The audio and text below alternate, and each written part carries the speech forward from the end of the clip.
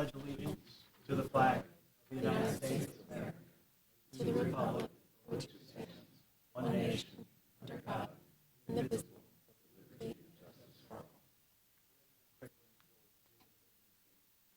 Okay, let us bow our heads. Lord, we come to you today and we just thank you for another day of life. Lord, we just thank you for every resident and member that was elected that make up this town that we get to call home. We just ask that you give us wisdom and discernment throughout our meeting, Lord, that we can make the right choices for our town. We ask that you allow us and help us to be gracious to one another. In Jesus' name, amen. All right. Before we get into the new stuff, is there a motion to approve the minutes from the previous meeting? I'll go ahead and make a motion to approve the minutes for a previous meeting. Can we approve the agenda first? Oh, okay. Agenda first. Can you hear me?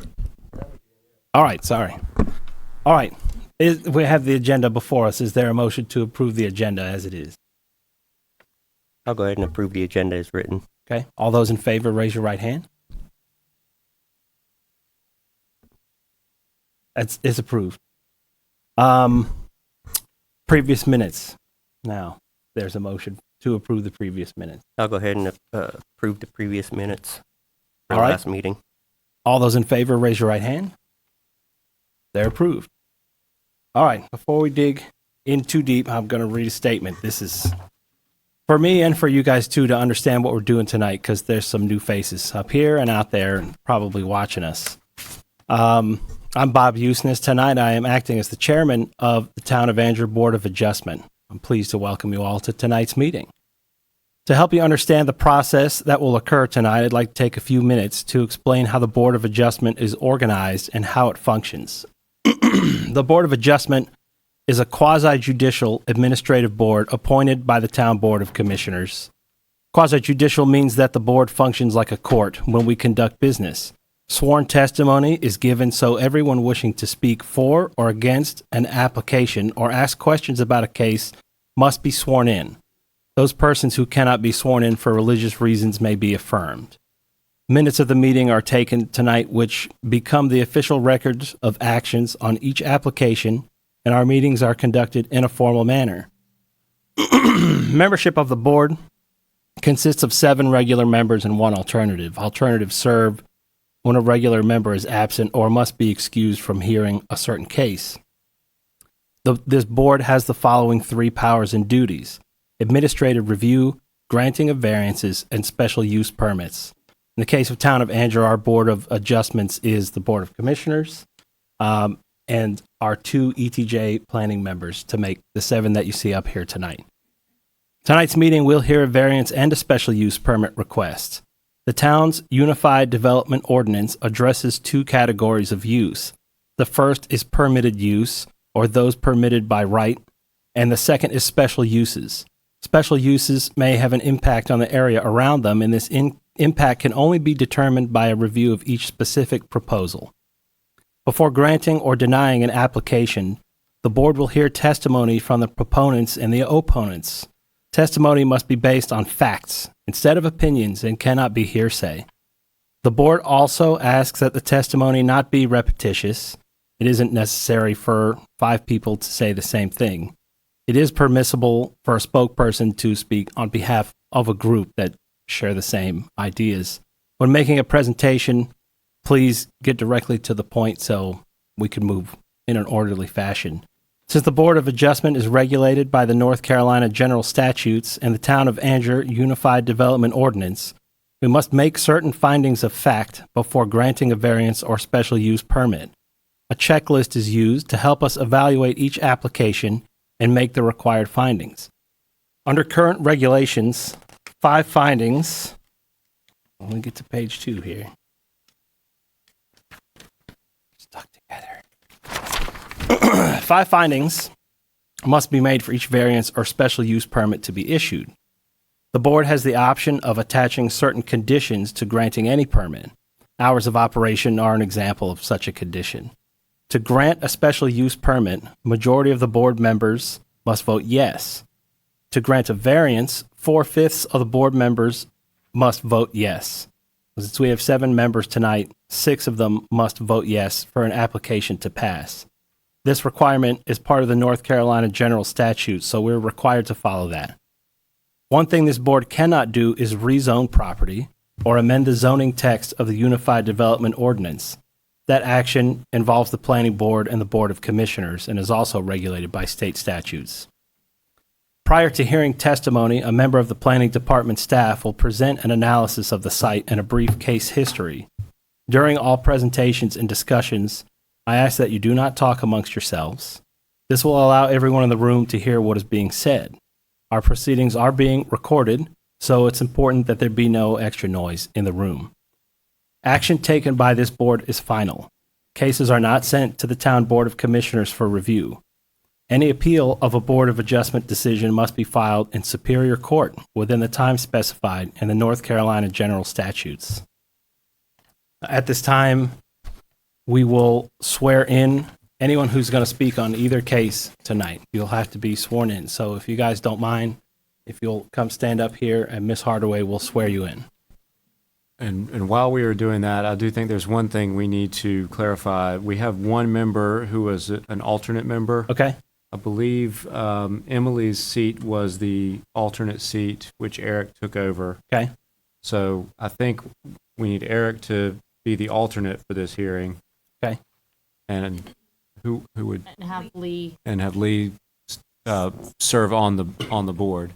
So when Okay. we get to, we don't necessarily have to move seats, but when we get to voting, unless there's a conflict, the alternate member would not participate in the discussion of the Okay. voting. So Eric is the alternate. Correct. All right. You guys want to switch sides?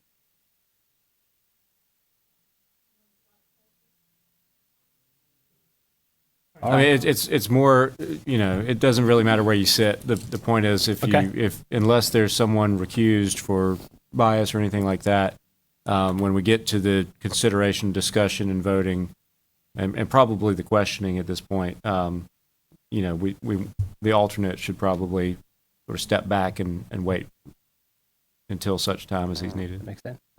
just for purposes of the hearing. Okay. You guys will notice tonight, too, I'm relatively new at this, so we have some new people up here. So I told Dan before we started to step in and make sure, because this is quasi-judicial, that we do everything right. So I apologize if I trip up, but Dan is going to catch us as we go. All right, guys, I'm sorry.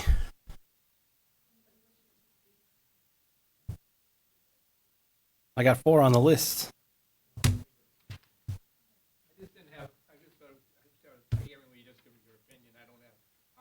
Yeah. All right, that's fine. Yeah, because this is quasi-judicial, we need Mhm. fact testimony. Yeah. That's fine. I'm figuring out too as we go. So.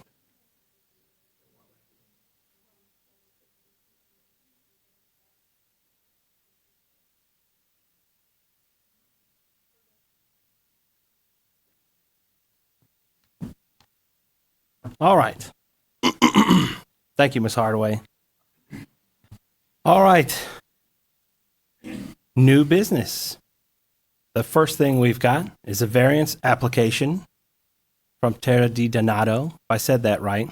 Jeff, are you going to present that to us? I think we're ready. Are you gonna, think you want to open up the public hearing? Yes, let's do that. Is there a motion to open public hearing? All right. Well, then I'm going to go ahead and open the public hearing portion of this. Thank you, Chairman, members of the board. Tonight, you're going to hear 2 cases. Is the mic One on? will be, sorry, Is the mic on? is it off? It's It's on. on. Okay, I'll just step closer. Tonight, you're going to hear 2 cases. One will be a variance and one will be a special use permit application. For the first one tonight is a variance. Terra Di Donato is asking for a side setback variance in the R10 zoning district. We'll kind of go through the case a little bit.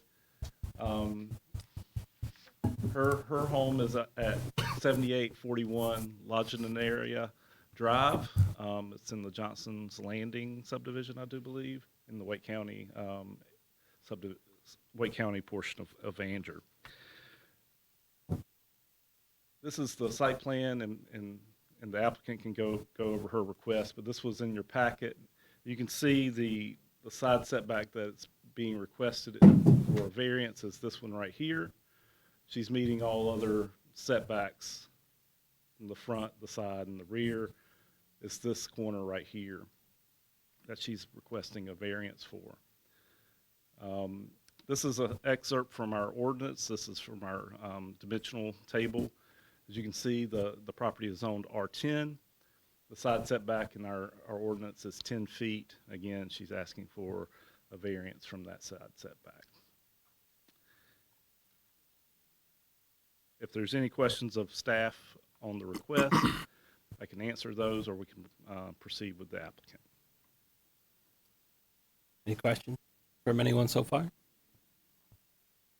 Okay. We can move forward. I guess, Ms. DiDonato, if you'd like to come up and speak and explain to us what you've got going on. Yes. Thank you for the opportunity to present my request. I have never done something like this, so whew, it is scary, and thank you to everyone here. So just to give you a little bit of background, my name is Tara DiDonato, and as you mentioned, my house is in Johnson's Landing. We've lived there since it was built in 2017, welcomed 3 children, and are obviously expecting our 4th. We've rescued multiple dogs and have had positive impacts on not only our neighborhood, but also our community.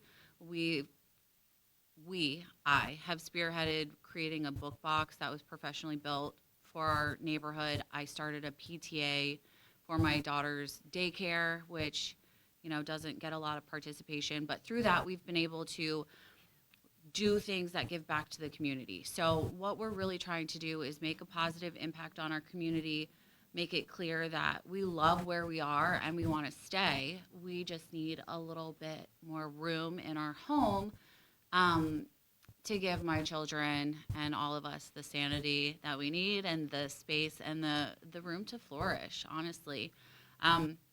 Just to quickly tell you, through the PTA, we sponsored 5 families with full Thanksgiving meals. These are families in need. We've done jacket drives every January that go to local shelters. For Christmas, we sponsored 20 Fallen Angels or Forgotten Angels, where each child received, 3 gifts. So we really want to stay, not only for the work that we've done for the community, but because we love the people that we interact with and are surrounded by. So we would love to keep this our forever home and not have to relocate or move or anything like that. Could you put it on the picture for me? No, do we have a picture of the addition? Okay.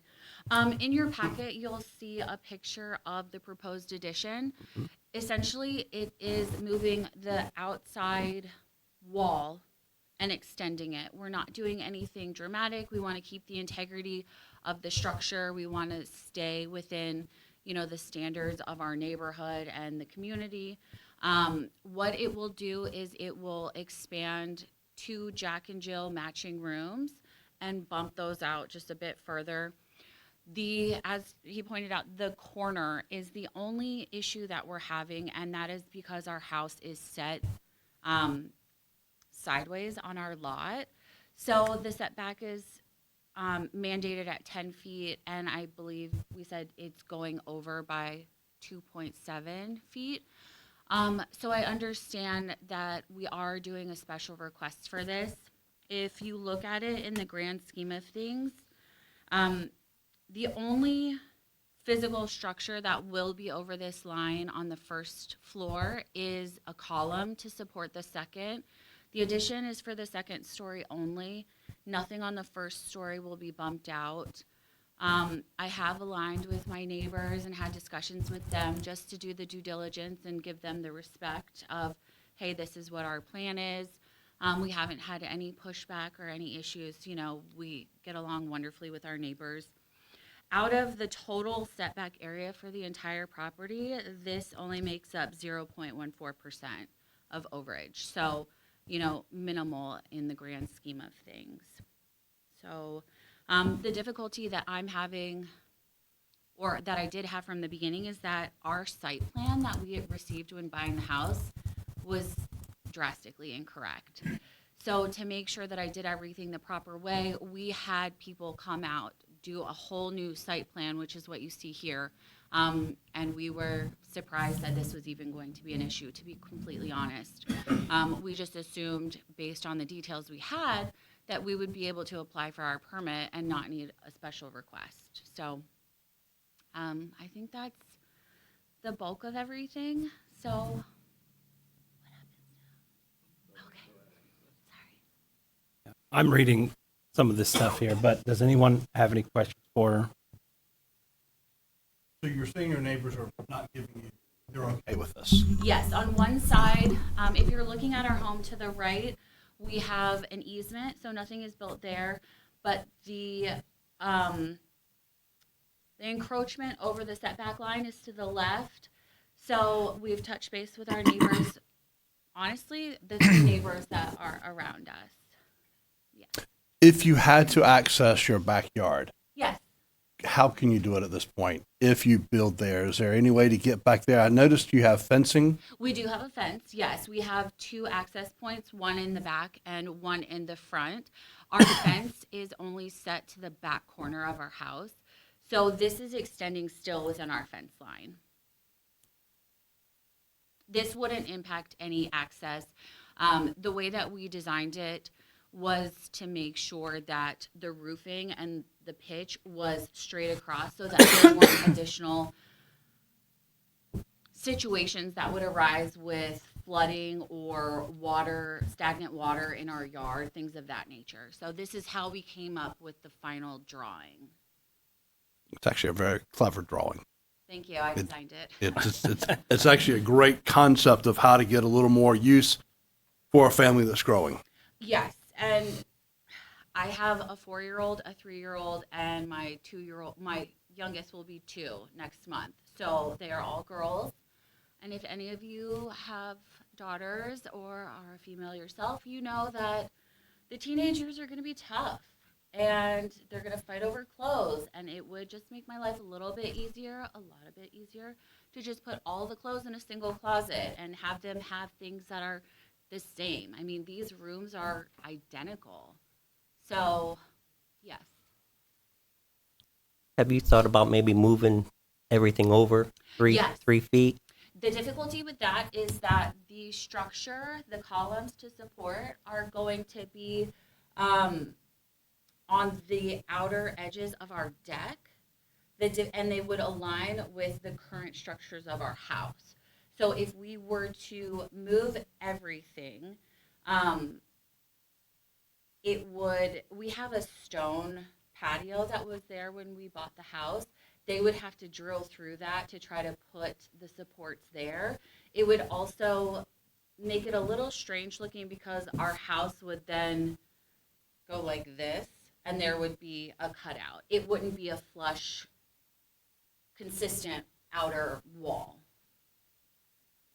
I have a question. I'm reading your application, and you said that originally the site plan you got, you were led to believe that your setback was 15 feet. Yes, And you found out that it is actually 10. yes.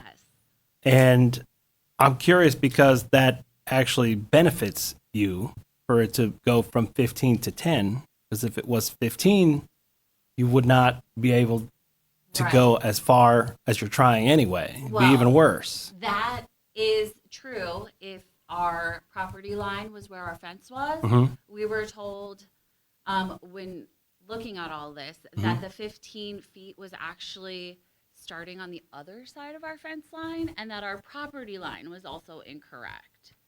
So it would have extended. So the way that we were told is that the setback was coming from the property line, which is here, and our fence is here. So we would have still been within the acceptable setback, even though a portion of our property was supposedly in our neighbor's yard. So your original attempt to draw this would have been correct. Yes, absolutely. I am Okay. slightly neurotic and controlling, so I tried to make sure that every detail was within where it was supposed to be.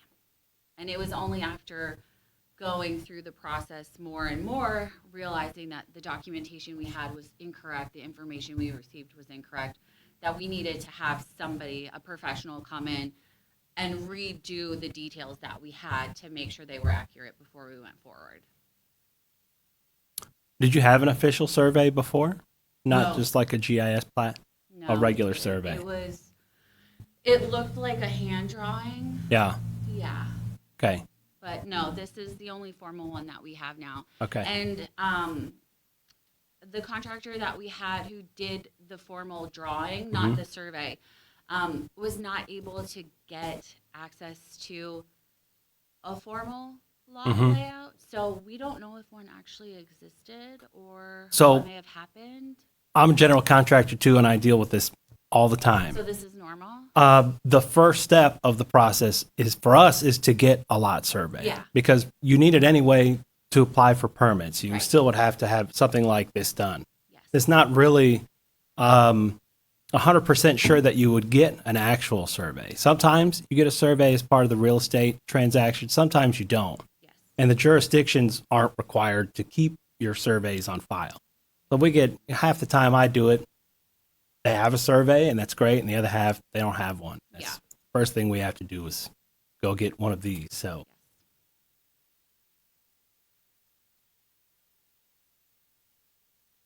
all right. Does anybody else have any questions for her? I think that's all we need from you for now. Okay. Um, Thank you. is there anyone else here to speak on her behalf on the pro side of this? Well, I didn't know I was supposed to bring people. Well, I don't know. They have to speak fact. So it would be really weird if somebody said yes, but I have to ask. Okay. And so on that same note, I also have to ask, is there anyone else here to speak in opposition to this application tonight? Okay. Well, if we don't have any other questions, Actually, I do have one question for staff real quick. So if we are allowing an exception here, what is the distance of the house that's going to be closest to this one? Does it still give us a 20-foot separation between the two homes? Without a survey of the adjacent property, I Sure. don't know where Okay. their house is. I would think that it's 10 feet off of the property line, and this home would be less than Yep. 10 feet off of her property line. Roughly 20 feet, probably 19 or 18 and some change between the two homes. And granted, just looking at, And that's if the home is at the setback line. and if you look at the property, because it's on the pie, it looks like the house beside them is closer to the other neighbor. Yeah, if you look at the aerials, Yep. yes. And the reason why I look at 20 feet is I look at fire safety between two homes. 15 feet is close. 20 feet gives you a little bit different of opinion. And of course, maybe I don't know if our fireman wants to say We got anything one over here, there. Yeah. But that would be my thing is I think we're still at 20 feet between the two. That's a good guesstimate, yes. Sure, we're still in public hearing. So for this drawing,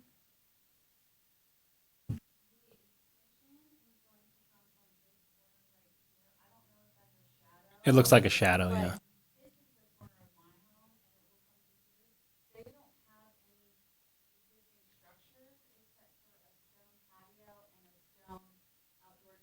Mhm. was standard for both of our homes. So Mhm. this addition is not making my home any closer to theirs. It's an open space for their yard that it would be closer to. So, in the spirit of your question, Everett, you're concerned about, I don't know if we should do this now or when we're discussing. So my question, and of course my thought with this would be the impact on the neighbor. Is it too close? Does it put it in a situation where it is not safe? Yeah. It becomes a danger, and in my opinion, it does not. Yeah, Which would actually answer one or two of our questions. sure. So If 20 feet's a number that you like, there's nothing preventing the homeowner from doing an addition up to their setback that might then change that number in the future. Just something I'm thinking about too. All Correct me right. if I'm wrong, you said that just the pillar is going to be over, For the first floor, it will be just the pillar. The second story is going to have a triangle about 2 feet, 2.5 feet. Yeah. So it's going to be just a corner of it. And we've dabbled with the idea of cutting the corner off and making it, cornerless. Yeah. But then that adds to the possibility of flooding in the yard, and it just looks weird. Mhm. It doesn't stay with the consistency of all the other homes. And I don't know if it makes a difference, but that neighbor is a general contractor who does all of his own, work. So he would have definitely raised some of these concerns if he personally had them from not only a personal standpoint, but from a business standpoint as somebody who builds things for a living. And of course, my points are it's one of the reasons why we have side setbacks and sizes of houses is in case there's a fire that you hope you're preventing a fire from jumping from house to house. Right. And I think we're safe here. Dan, I have a question for you. We might as well do it in public hearing in case we have a question for her regarding it. But we're about to consider the findings of fact, and I'm new at this. So, if there's any help that you or Jeff could give me on a lot of our questions circle around unnecessary hardship, Correct. and then it gives us some examples of what don't qualify that. But is there any definition you could give us as to what we're looking for unnecessary hardship? You're looking for something that is imposed on the applicant that is not intended by the ordinance, that there's a hardship that is imposed on her as a property owner that is not the purpose of the ordinance itself. So it may be, the hardship I assume here would be an inability to add on to the house because of the setback requirement. And, given it has to be unique to the property, not the property owner. And so you're looking at kind of the shape of the property and the way the setback works with this particular, it is kind of a unique triangle shape. Mm-hmm. And so, the setback is going to have a different impact with that than it might on a square lot or a rectangular lot. Mm-hmm. So you're looking does the fact that we have this setback requirement on this particular piece of property, is it an undue hardship that it is preventing her from adding on in a way that she might be able to if the lot were a little bit different shape? If this were a square or rectangular lot, this would not be a problem. That's kind of what you're trying. I think in part, is this hardship unique to this piece of property Mm-hmm. in a way that the neighboring property does not have the same issue? They would be able to do this without a variance, or the others in the neighborhood. On that note, Part C of what we're about to look into says the act of purchasing property with knowledge that circumstances exist shall not be regarded as self-created hardship. So help me understand, because does that mean that a lot of knots and self-created hardship? So if I were to come in and say, I purchased this piece of property knowing I was coming before you for a variance because it's a hardship on me that this is in place. You can't just buy the property with the expectation that I'm buying this, knowing the circumstances here, knowing that I'm going to need, and that's the hardship, is that I had to buy. I bought this with this limitation. Would she have to have bought the house with the intent of doing this addition? Or No, not is necessarily. the act of needing to do the addition kind of give her some more flexibility with this variance? I think the spirit of that is really like, you can't just buy a piece of property that this ordinance applies to and then come before the board saying, now that I own this property, I've got a problem with this ordinance. It's you know, it's her, the plan that she has now to expand the structure was not something self-created at the time of purchasing. Purchasing the property is not what caused this issue, in other words. Okay. 6 years ago, she didn't have 4 children, almost 4 children. And we were under the impression that our property line was, Mhm. like, we didn't have the information we have now, but yes, and they all came. All right. Are there any more questions from the board? If not, I'm going to close the public hearing.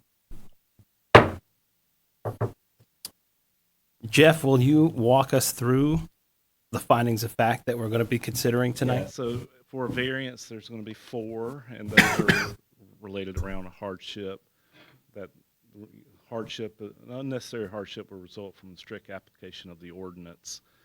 I think what you all will want to do is sort of go through each one Yeah. individually, sort of make a determination on each one, and then move to the Let's next. do that. I prefer, if it's fine, that we'll do each one and discuss it and then maybe vote on each one as we go. And let me correct myself, because I think I said that a little bit backwards. I know, I've on- even reading, I was confused, so Right, please. so, It's different. It's sort of new within the last few years. Yeah. It's self-created. yeah, so if you purchase the property knowing that you might one day need a variance, that's not considered a self-created hardship. So purchasing the property is not creating the hardship, if Okay. that makes sense. All right, so Jeff, let's go through them A, B, C, D, and we'll do them one at a time. Yeah, so the first one is the unnecessary hardship would result, an unnecessary hardship would result from the strict application of the ordinance. Okay? During discussion amongst the board.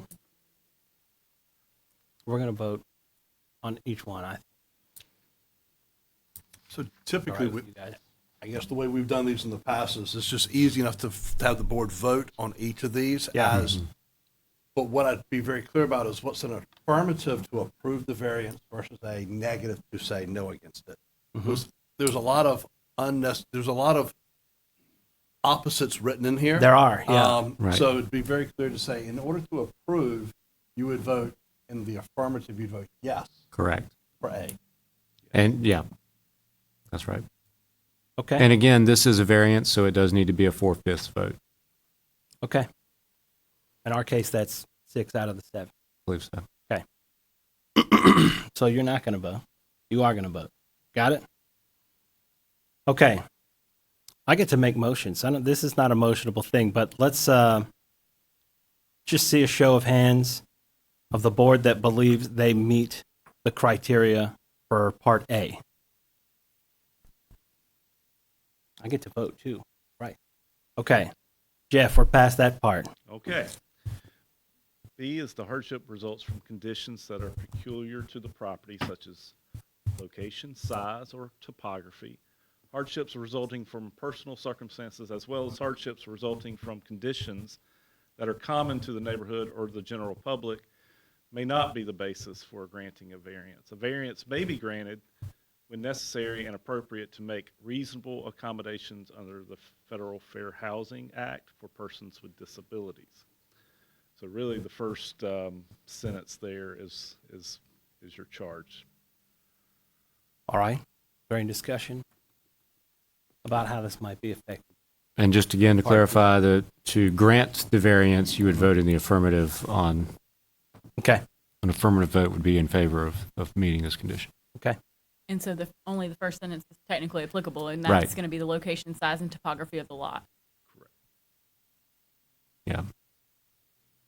All right. Is there any discussion?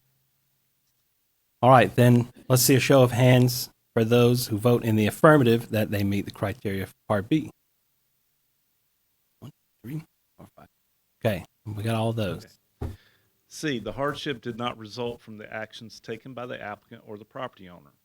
The act of purchasing the property with knowledge that circumstances exist that may justify the granting of a variance shall not be regarded as a self-created hardship. Okay. That's the one we had discussion on before. Is there anyone who wants to weigh in on that one? All right, then let's see a show of hands for affirmative on meeting the criteria for Part C. 6 out of 7. So it's good. All right. The requested variance is consistent with the spirit, the purpose, and intent of the ordinance, such that public safety is secured and substantial justice is achieved. Okay. You feel good about your I'm- fire truck feel pass Very through? good about the fire truck. Okay, good. That's important. That's why I asked. Does anyone else have any input on D? All right, then we'll have a show of hands for affirmative on meeting the criteria for Part D. And that's passed. So, with that being said, if you don't have anything else to add, Nope. then I'll entertain a motion for approval or denial of this application. And given that you have all voted that they meet the criteria, you actually have to now vote in favor of granting the variance, because if they meet the criteria, they're Yeah. entitled to the variance. Okay, but we're still going to do it as a formality, right? That's fine. All right, let's do the official decision then. So I would make the motion to approve with the finding of fact A through D were in the affirmative. All right. All those in favor, raise your hand. It's approved. Okay. I think that's all we got for that one. All right. For that one. The next one, let me scroll through all my paperwork, Jeff, so I can introduce it properly. Why don't you introduce it? Well, He was going to be You a want me to witness, open the so- hearing for this one? Yeah. we closed the first one. Yes, I closed the hearing So- before we did that. So So we'll open the hearing. I'm going to for this open the public hearing for our second new item. Right.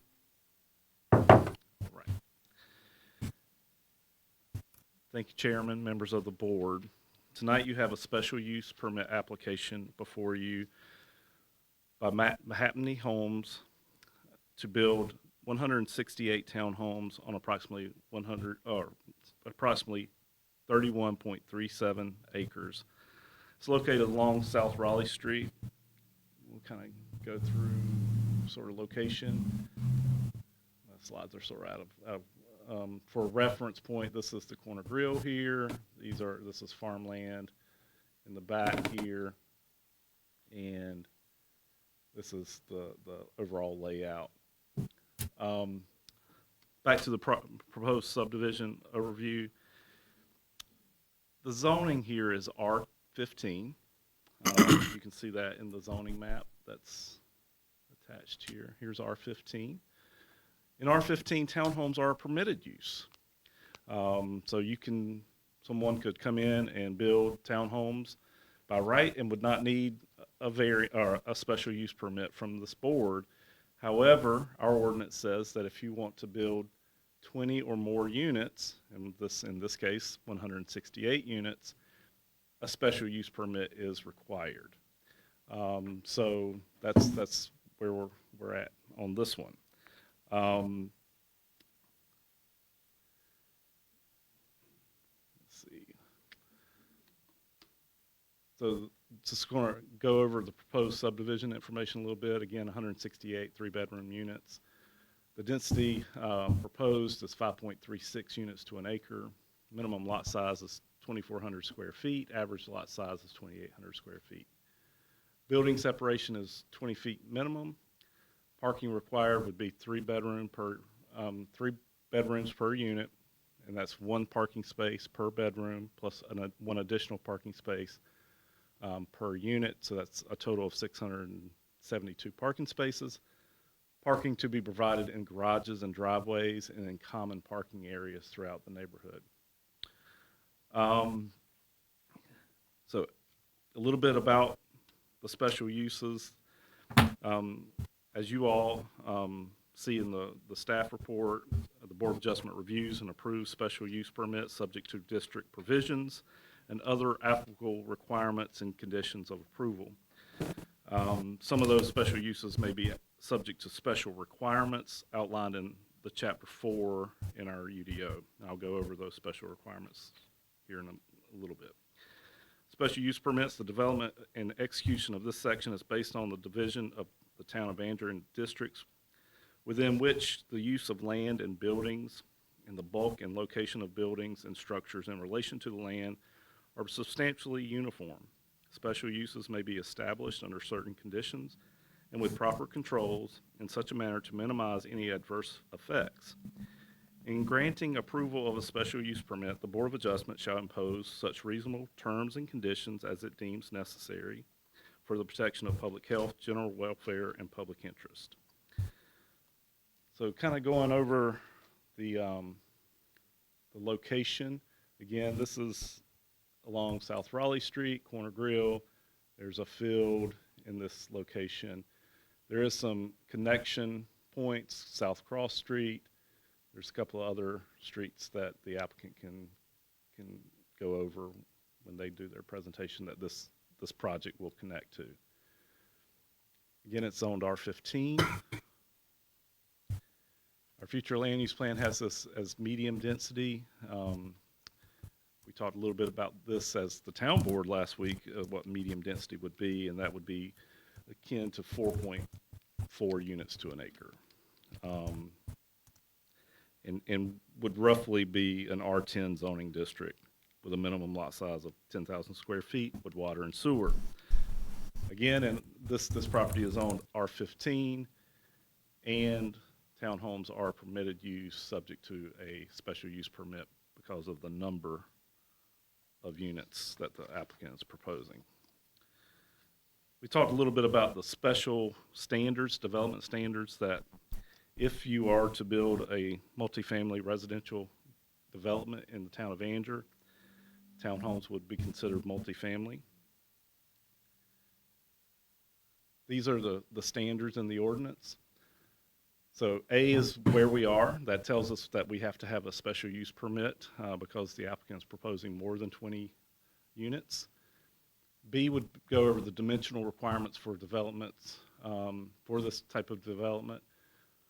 In the ordinance, the maximum density is 12 units per acre with public water and sewer. This project will be served by public water and sewer. Minimum public street frontage will be 150 feet if 20 or more units.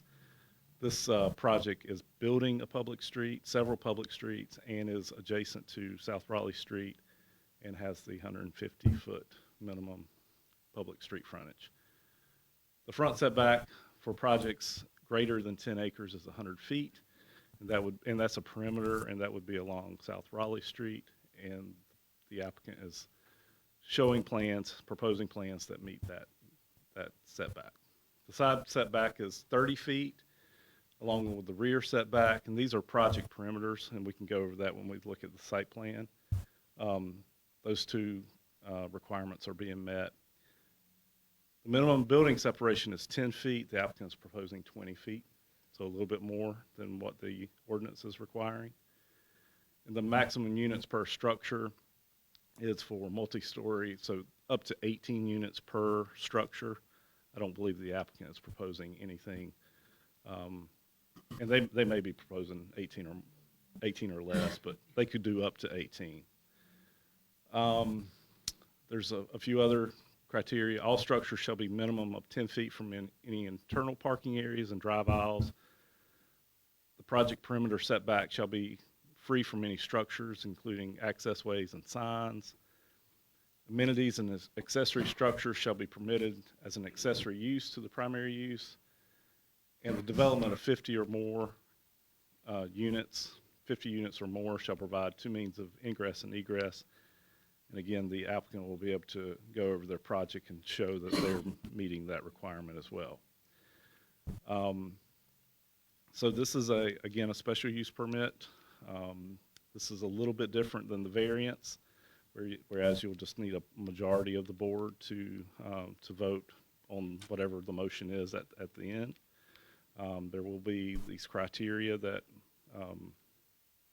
is at the end here that you all have in front of you as sort of the things that you all will determine through testimony that the applicant and others may give to you tonight. I can answer any questions that you may have procedurally.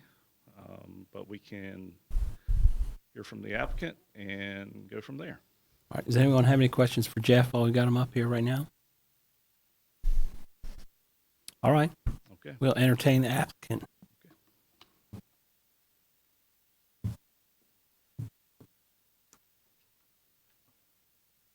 Good evening, Mr. Chairman, members of the board. My name is George Young. I'm with Mattamy Homes. I want to thank you all for the opportunity to speak before you tonight. We have had a very healthy dialogue with your staff over a long period of time, so thank you, Jeff, on that.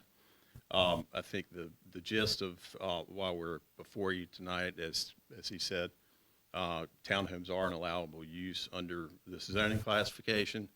I think what triggered us for needing to come before you is the 20-unit number. So we have been working with several different property owners, WKM Properties. We're working with the Honeycutt family, Stevenson Chapel family for several different parcels over here. Some of the property owners have owned land over here for more than 100 years. So they are vested in this community, though we have not appeared before you. We are working throughout the county. We've recently done Operation Coming Home a little bit further north in the county and provided a home for wounded warrior and his family. So we're about giving back to the community as well. This plan that is before you has been started as one thing, and so it's had several different variations. Different densities have been used. What's before you now is 5.36 units per acre. Again, an allowable use. The density, as it is called out in the ordinance, I think 6 units and above is classified in your ordinance as high-density residential. That is not what we're working for here. Our townhomes will be for sale, fee simple, looking at open space, common areas, programmed parks. As Jeff said, connectivity. We've met with all of your engineering and planning staff and worked on connectivity to some of the streets that are basically dead-end stub roads that are difficult for your fire trucks to get down. So we've worked to good solutions on those issues. I think we have addressed most of the concerns that have come up. We are pleased with where this, where our plan stands right now, understanding this is not a zoning case, but again, the 20 units is really what's triggered us. So I just wanted to come before you, first of all, to say thank you for your staff and for your consideration on this. I also have Mike Rosselli, who is our engineer, has been working with us for the 18 months or so on the planning. He's here and can address any technical questions you may have, but we're very excited to be a part of your town and look forward to working with each of you. So when the density question came up, we did some research on kind of what was the desired density in some of the surrounding areas and some of the projects that have come through. We tried to adjust our plan to get as close to the 5.5 range as we could. There's some nearby that are 5.7, 5.68 units per acre, so we're trying to get comfortably below that to a number that feels good to everybody and to a plan that really feels good. This is very close to downtown, as you want to have a walkable community where people can come into town and enjoy the amenities of Angier, and feel like this is just it. So again, thank you for your time, and if Mike wants to address you, if you have comments to either one of us, we'll be happy to answer any questions. Thank you.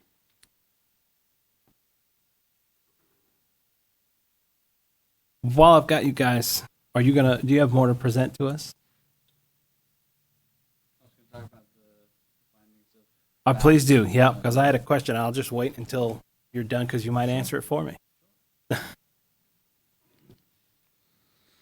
Thank you for your time this evening. My name is Mike Rosselli with Underfoot Engineering, and we're a small independently owned civil engineering and landscape architecture firm in Cary, North Carolina. And when I say small, we're 9 folks. We're very, very excited to work with Mattamy Homes and to work here in the town of Angier on this project. I am a licensed professional engineer and licensed professional landscape architect. With those licenses, I hold paramount the health, welfare, and safety of the public. When Mattamy Homes came to me with this project, I knew this could be something really special here in the town of Angier. We've worked on it, as George said, a couple different layouts, a couple different density types. What we were looking at was trying to stay in character with surrounding developments. There are developments adjacent to us that are both lower and higher density than this project. And then there's also some high-density residential parcels to our north. In your packet should be a subdivision plan, I believe, as well as our answers to findings of fact. And I'm happy to go through those as well. I think If you don't mind, yeah, walk us through Yeah. them. Sure. Other direction. Right. So requested use will not impair the integrity or character of the surrounding or adjoining districts. Again, I said our surrounding districts have a variety of different densities. I believe that the townhomes here add a they're going to add connectivity to the existing properties and businesses, as well as utilities for future connectivity. The requested use will not be detrimental to the health, morals, or welfare. The project actually, with those connections, promotes health, morals, and welfare in the community. It diversifies the surrounding developments, contributes beneficial factors for successful growth, including increased tax base, building permits, associated inspection fees, and property tax revenues in the town. Adequate utilities, access, streets, drainage, sanitation, and/or other necessary facilities have been or are being provided. The community plans to provide public utilities. These are improvements that the developer will construct in public right-of-way and be turned over to the town. And we are working with town utility staff to determine any upgrades that may be needed. And we have a condition on our plans that whatever improvements are required will have to be constructed with the construction drawings. Adequate measures have been or will be taken to provide ingress, egress so designed as to minimize traffic congestion in the public streets. We've worked with both the town and NCDOT. TIA, traffic impact analysis, was performed.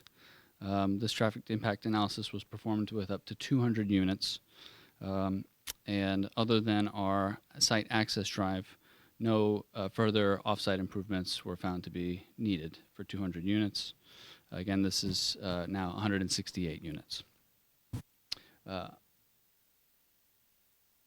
And finally, that the special use shall in all other respects conform to the applicable regulations of the district in which it is located, except as such regulations may in each instance be modified by the Board of Adjustment. To my knowledge, we are meeting all of those requirements that Jeff, Mr. Jones, had pulled up on the screen here for special use permits. So if you have any additional questions, I'm happy to answer them. Thank you for your time. So you mentioned a similar property adjacent to this. What other neighborhood is adjacent to this looking at this kind of density? I believe it might be on the opposite side of South Raleigh Street. George, do we have the name of it? It's not directly adjacent to it, just to the south of it. Okay. So south and around the corner on the far outer side of Highway 55. Okay. You mentioned that everything seemed to fit DOT and your traffic analysis study, but you said a slight improvement was suggested. I would imagine you're looking at your access onto South Raleigh Street or Highway 55, which at this point looks like there are no turn lanes required for coming off of that road into your development. That's correct. So the entrance on South Raleigh Street, the TIA showed that no improvements would be required. In coordinating with Mr. Hines, the district engineer, he said he would, though not required, he would love to see a right turn lane into the site. And we've committed through communications with him that we will provide as much of a right turn lane as we can. It looks like we'll be able to provide about 40 feet plus the taper. And so that is going to be in the construction drawings. So only a right turn lane as if you were heading south on South Raleigh, heading out of town. That's correct. But not a lane to turn across traffic into your division coming north on 55. I believe there's a center turn lane in South Raleigh Street, which provides refuge. Yep. But yes, it was a southbound right turn lane, which is what they requested. How long ago was a traffic analysis done by DOT? Do you know? The traffic impact analysis was done by an independent civil engineer and submitted to NCDOT for review, as well as the town of Anger. And I believe it was done about 6 months ago, give or take a few months. You also mentioned the tax value. Do we have a set goal for selling these units at this point? I could ask my client. I'm not sure that that's is that a question? Yeah, that's really not relevant, I guess. I mean, it's not out of bounds necessarily. It's not but out of bounds because we're not right. talking about zoning. We're Yeah. talking about a special use permit. Yeah. So, Sure. Okay. George? I'd be happy to answer that question. We're targeting right around $300,000 okay. as a starting point. I mean, the market, as you know, is pushing prices up. Yes. We'd like to be able to provide housing to folks who can afford it, school teachers, folks that work here in town, and that's our goal. Okay. Not to price them out and have them drive through your town as opposed to living in it. So they're single car garages and 3-bedroom homes, correct? That's correct. Okay. Our plan shows a combination of 2-car and single-car garage. Plan is to have single car on the interior units and then 2-car on the exterior and end units.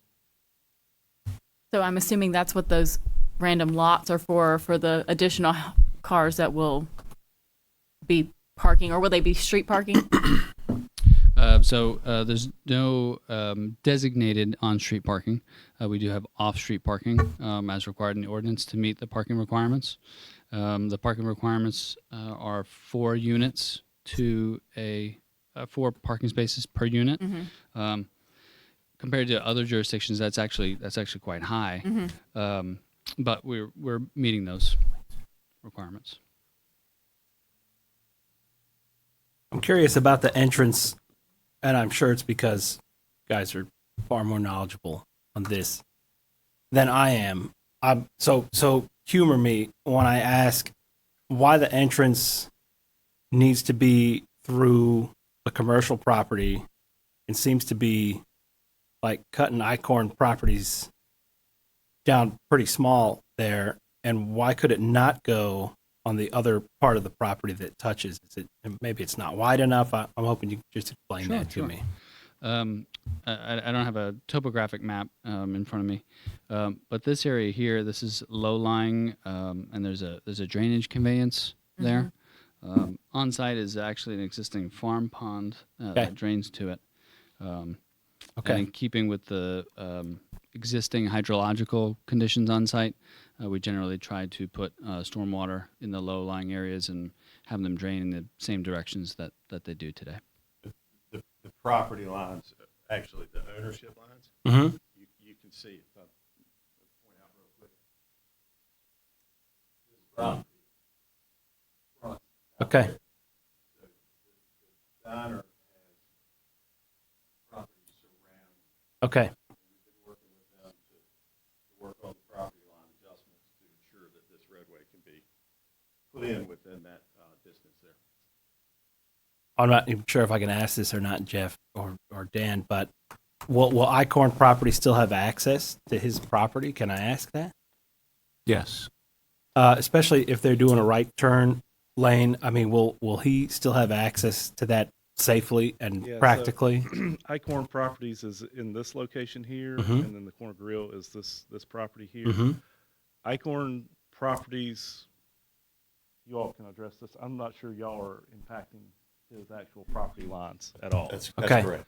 And there is a site plan that was approved by staff administratively for the Icorn Properties that will be under construction probably within the next month or so. Okay. So yes, they have access, and they will be able to build And- on their property. And his access was considered the safety Yes. of the entrance they're proposing.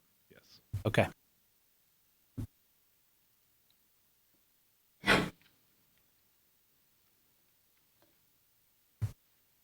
We're all soaking it in up here, so forgive us.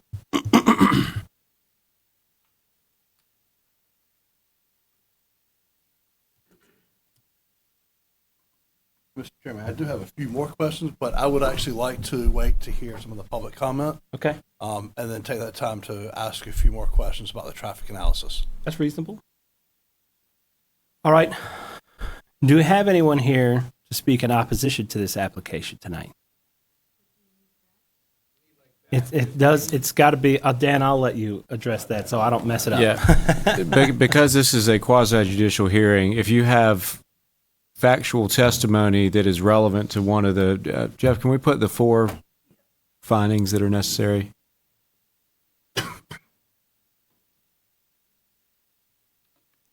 So if you have any facts or information that you believe is necessary for the board to consider, or relevant to the board to consider, that goes to any of these topics, you're permitted to speak and provide those facts. What we can't really consider is opinion testimony. Whether you're in favor or not in favor, we're really looking to determine whether these criteria are met. So if you have information that tends to speak to one of these criteria, then you could be sworn in and provide that information. For me personally, looking at them, it keeps in my mind. I think it's a fact to me, but it might not be a provable fact. You're certainly entitled to be sworn in and go testify, and then I think- the think, panel can treat it as. We can have you sworn in, and if we determine that it's not fact-based, we just can't consider that. it. So there's nothing that'll happen to you.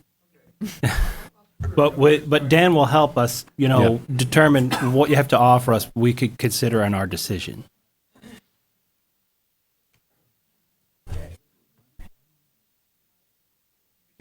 While he's being sworn in, we're going to take a pause on the public hearing part of this so we can have a restroom break.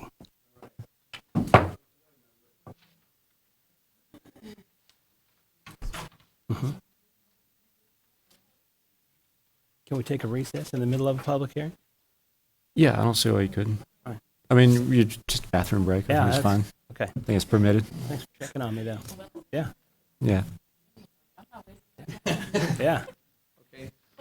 Hang on. We're tight taking a one short second. break. We've got a bathroom. If anyone here would like to use the bathroom or something, now's a good time. Good to see you too. Except for the new sports shop.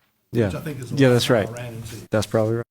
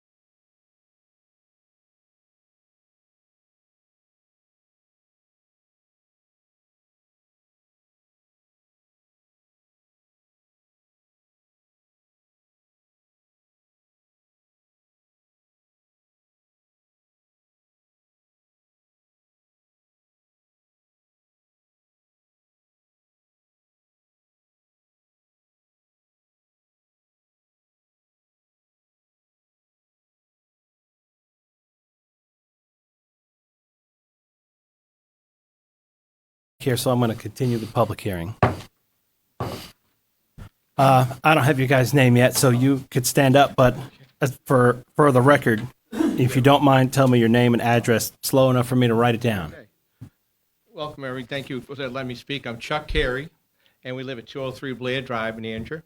And I'm trying to word my mind to put things as facts as I could say that they're facts, right? So I believe that, I know it's a fact that we're near the intersection of Old Buies Creek and 55, right, and that's where our neighborhood is. So close to this. Yeah, and at that point, now with all the developments going back, the traffic is already accelerated. It was already a difficult intersection anyway, and now it's nearly impossible to get in at certain times of day. To add to that fact, the fact that that is already crowded, I'm trying to do it as a fact, that whole road is very dangerous at times, and there's a lot of traffic. I don't know, I'm not a traffic engineer, I haven't seen the study, but I know there's another street with that store is, I think that maybe South Broad Street or something, it curves off, I'm not sure of that street, which is probably a quarter mile from this project. That is dangerous for the angle, a fact that is a very dangerous angle because that little store there. And in the afternoon, there's cars, you cannot see all the traffic come down sometimes, and there's a lot of, it's a fact that there's a lot of visibility issues there from the homes there and the trees. So now you're putting more cars coming in and out of RD2. Tippett Road is difficult. And I actually have a question related to a fact. The other end, is this property going to egress at 210 and Tippett Road? It's a good question. We can ask that, I think, as part of the public because hearing. I know that's another, and there's another big development going on over there. It's just the fact is, there's too many cars coming in already, and there's going to be a lot. And the fact is that the schools are overcrowded. That's a fact. So I'm trying to keep my opinions out and just saying that at this point, I think that whole area is already too congested, and I consider that a fact. Chuck Terry. I do need to clarify that traffic impact is something that typically requires expert testimony to establish, and the board really can't consider an opinion about traffic impact. That's fine. I appreciate you telling us that. Yeah. I agree. Thanks for clarifying that. But it is a fact that a lot of cars go by. I don't know if that's a testimony that is professionally obtained, but I can see the cars. That's my testimony. Fair enough. Well, Chuck, I'm glad to have your input. You know, Dan tells us what legally we're allowed to consider. But I appreciate you coming up here and sharing that with us. We've got, I think, one more person who wanted to share, and then I did have a question about the other roads connecting when she's done, if you could fill us in on that. Good afternoon. Hey, can I get your name and name address? is Willie Mae McCoy. I live at 120 Crestview Drive. What was your first name again? I'm sorry. Willie. How do you spell that? McCoy. I-E? Yes. Thank you. I have to write all this down. All right. Okay. Well, I just want to make sure I got a clear understanding of what's going on because I'm on a dead end of Crestview Drive. Okay. Oakwood Drive is behind me, and then Cross Street is the next road over. Okay. And I'm trying to understand is they're gonna the throughway for the apartments coming right down by our dead end streets, right? It looks like that, and we'll have them clarify that for us. So what I need to know is there going to be a connection, or is still going to be a division in there? Okay, that's a good question. So, because our streets, that would be a lot of traffic going down our streets too. So I just wanted to make sure that that throughway was going to go out to 55 and not come down through Crestview Drive.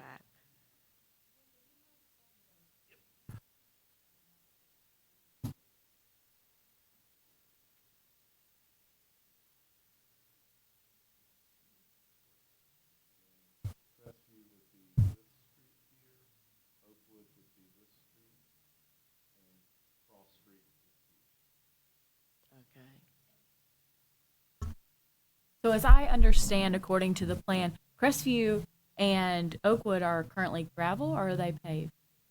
They're paved. So this is going to be a continuation on their paved roads.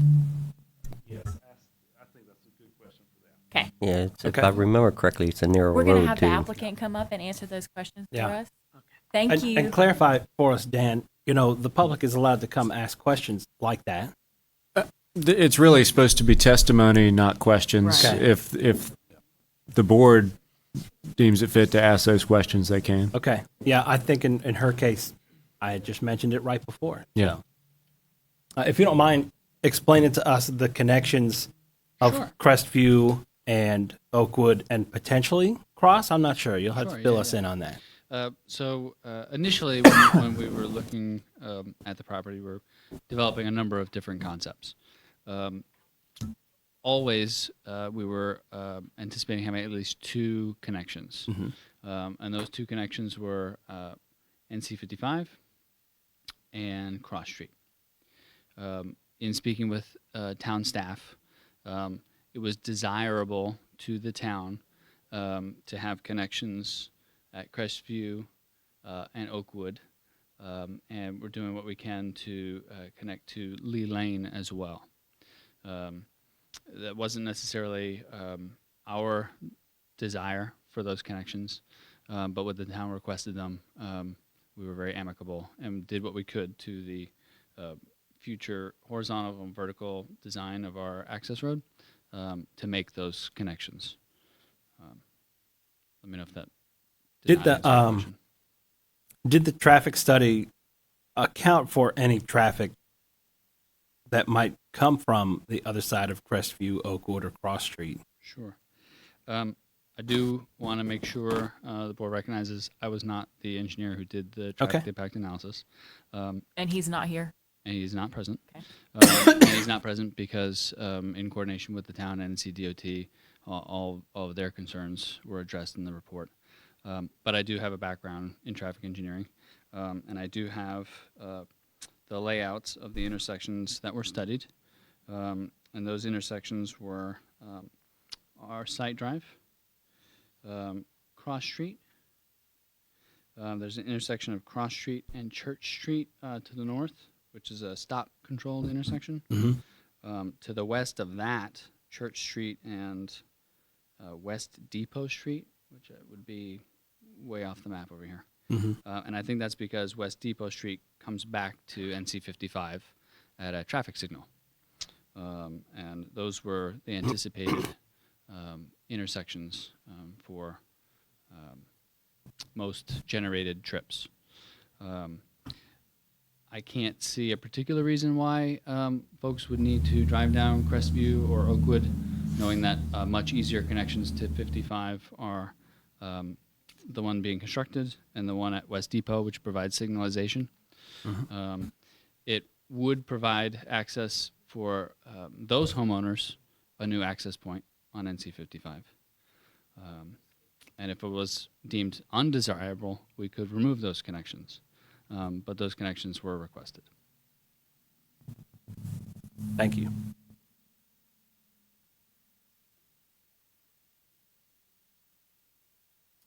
I think. No. I'm going to little something, probably not a fact. I think those cross streets will be used to avoid traffic, just like they are the streets south of town. Everyone's looking to shortcut. So I feel like those streets are still going to be impacted, very much impacted. Because you can get from 55 on Cross all the way to 210 if you follow the side streets, which folks do utilize. And I don't know that it would be feasible for you to only have one entrance and exit to the development either. So say that out loud. I share, we're all from different wards and we live in different corners of the town, but we share the same rush hour shortcutting. That's why we're asking that. I don't know if we're allowed to speak about that, but I mean, you're certainly allowed to ask questions related to that Okay. at this point, and then in your deliberations, you can have right. those discussions. So the question I would generate from that thought, excuse me, might be for Jeff, but I understand that it was at the advice of the town to connect those. Jeff, can you give us some insight? I understand that overall, to have continuity of a neighborhood area like that, Yep. it would be desirable. Is there anything you could tell us in your experience that would address the concerns we have about shortcutting and speeding and stuff like that? Sure. So our ordinance sort of encourages streets that are dead-end streets to be built out. And when this opportunity came to the town, I think at one time it may have just been Oakwood and Cross, and we identified, Crestview as another dead-end street that could use, from an emergency standpoint, a connection, and requested the developer to put that connection into the plans. It is a very close connection to Oakwood. This board could consider that you may just need one and not both. That's a condition that you all can look at. But again, right now, I think if we were to let's go back to an aerial, not zoomed out quite enough. Yeah. But there's really no turnaround at the end of Crestview. This is, I think, the speaker's driveway right here. And if somebody drives down inadvertently down Crossview, they're probably utilizing her driveway to turn around. Yeah, this would give a connection to someone who inadvertently or through an emergency response needed to get to that location and through that location.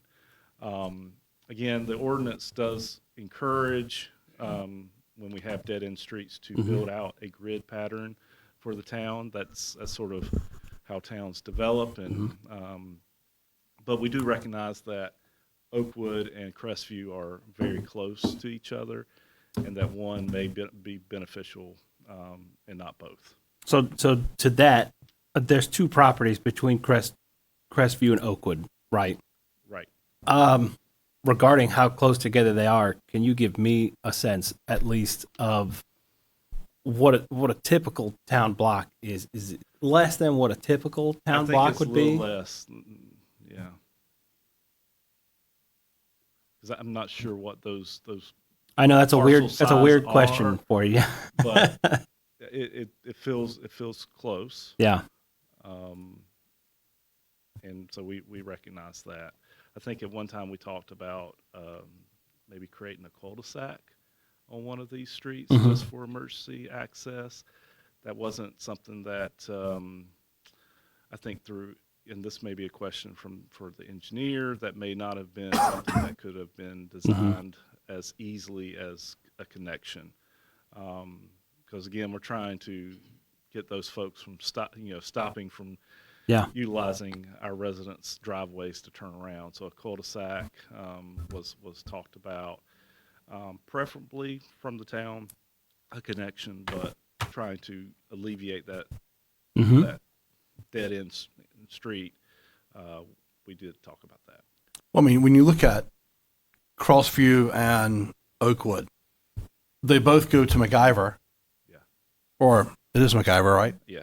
Which is the access to the school up the street. There's really nowhere else for them to go. So giving them access on this road is one thing. The properties don't come all the way to James Street because there would be their buffer. Would still have to go in between the residents, Miss McCoy's house, and that area. And there's a little leftover land. Right. But yes, once you get the number of cars going out James to 55, then you're going to find people always looking for that one extra. I can jump one car Don't and want to get wait across. in line here. Yeah. And then secondly, when you look at Cross Street, now you also have people going cross instead of James onto Church. And then in that area, as I drove it today, I continually dodged water main fixes up and down Church Street. Dodged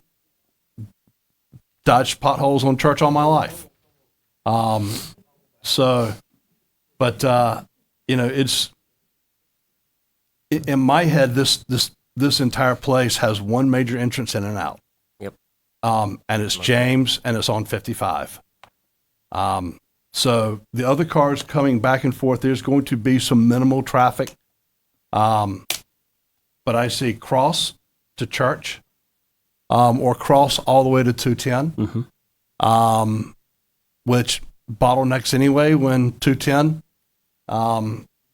is coming into town. So it's a pretty hefty traffic impact in such a small area, no matter what we do. I like to say the bypass is going to stop that problem, but it's not.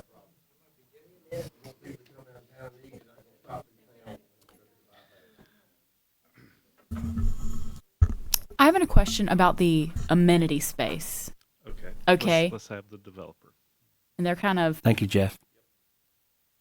different sizes, spread out. And I'm wondering what their proposed use might be in their, like some of them are considerably small. Sure.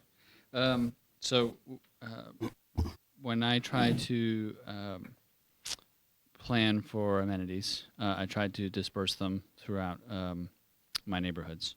There are some larger ones, and then there's a very large one to the east side of the property, and then there are three smaller areas. They're smaller than the large one, but those are sizable as well. We're providing total open space of 14 acres, but recreationally, there'll be 5 acres of recreational open space. And we're still planning those amenities now, but some of the things that we've been talking about are some trails, dog park, playground, places where folks can put hammocks and have green space to throw frisbees and kick a soccer ball, all sorts of things. We're planning those right now. I mean, overall, when you look at the 5 acres of active and 14 set aside, it's pretty much in line with what we've asked for at a 20% clip across the planning zones. I do like to spread them out. They're not just one spot where half the residents would take advantage of. We do see the water retention pond that should be added, and then the other pond that's already there that looks like would be expanded. That's correct. In addition, we also tried to plan to have parking areas distributed around the site and close to those amenity areas as well. And then there will, of course, be mail and part of the parking requirements for the mail. What about landscape? What about lighting in the area? We all have lighting throughout this whole area? Yes, and there was a lighting plan. I believe it was Duke put it together for us. Street lighting as well as site lighting. We also have landscape buffers around the site. Some of those are larger than what is required. Let's see. I can. So I think I noticed there were type A buffers with fencing added to it. And then I can't remember if there are any type, I think a couple of type B. I think most everything was type A. I believe 10-foot type C was required, and in most places we're doing a 15-foot type A. And some with fence. And did we ask a question about on-the-street parking? I thought you said. Yeah, so I was going to expand on that a little bit. So the single-car garage, and then is it a single-car driveway? All the units will have a 2-car driveway. So a 2-car So driveway. even the single car garage units will have a They'll 2-car wide. They'll have 3 parking spaces. That's correct.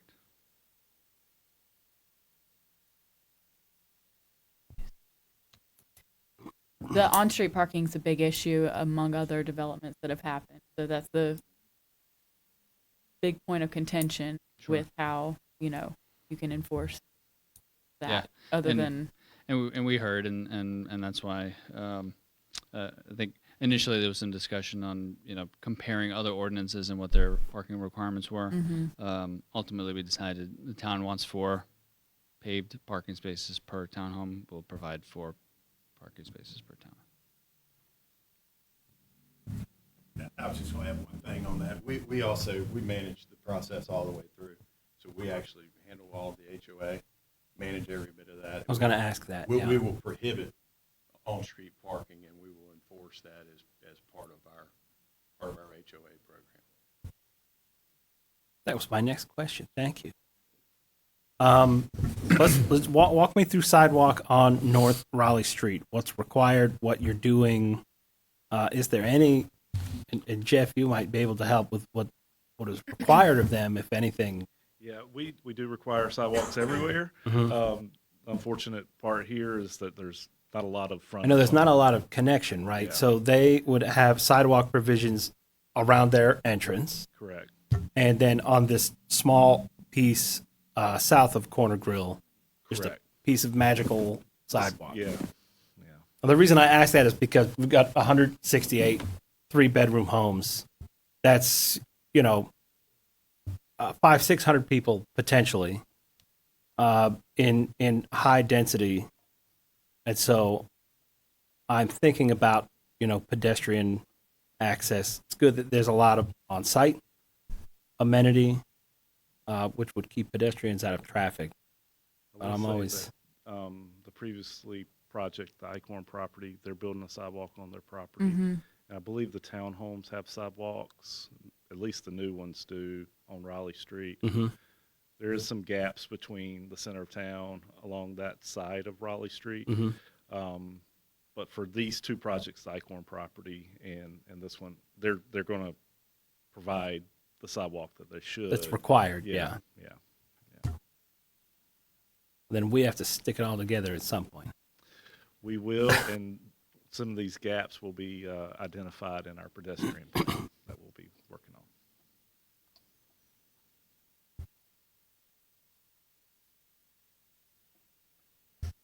Do we have any other public people still looking to speak?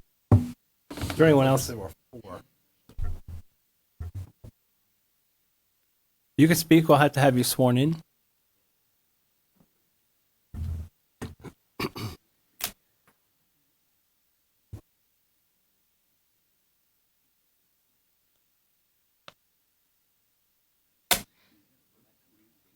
I'm nervous too, so don't worry about it. If you could give me your name and address slow enough for me to write it down. Yes, Pablo Vega. And your I live address? at 97 North Cross Street. But my family and I have property on James Street. Okay. It's the property that runs into that main. I don't know what that main street is. Hey, give him the laser beam, man. Let's see. Yeah, so those properties. Okay. They had reached out to us to ask us if we would sell them our property to continue that street. Mhm. And we told them no. So I know that's going to make it difficult for them, for anybody, if at all, to be able to use James Street as a connection. Mhm. So that you guys can take into account that may not be an egress that they're going to have, because we decided, because it took off too much of a chunk from our property, Mhm. and we want to build our homes hopefully one day. So we said no. So just for you guys to take that into account when you make your decision. That sounds like fact. Yes. Thank you.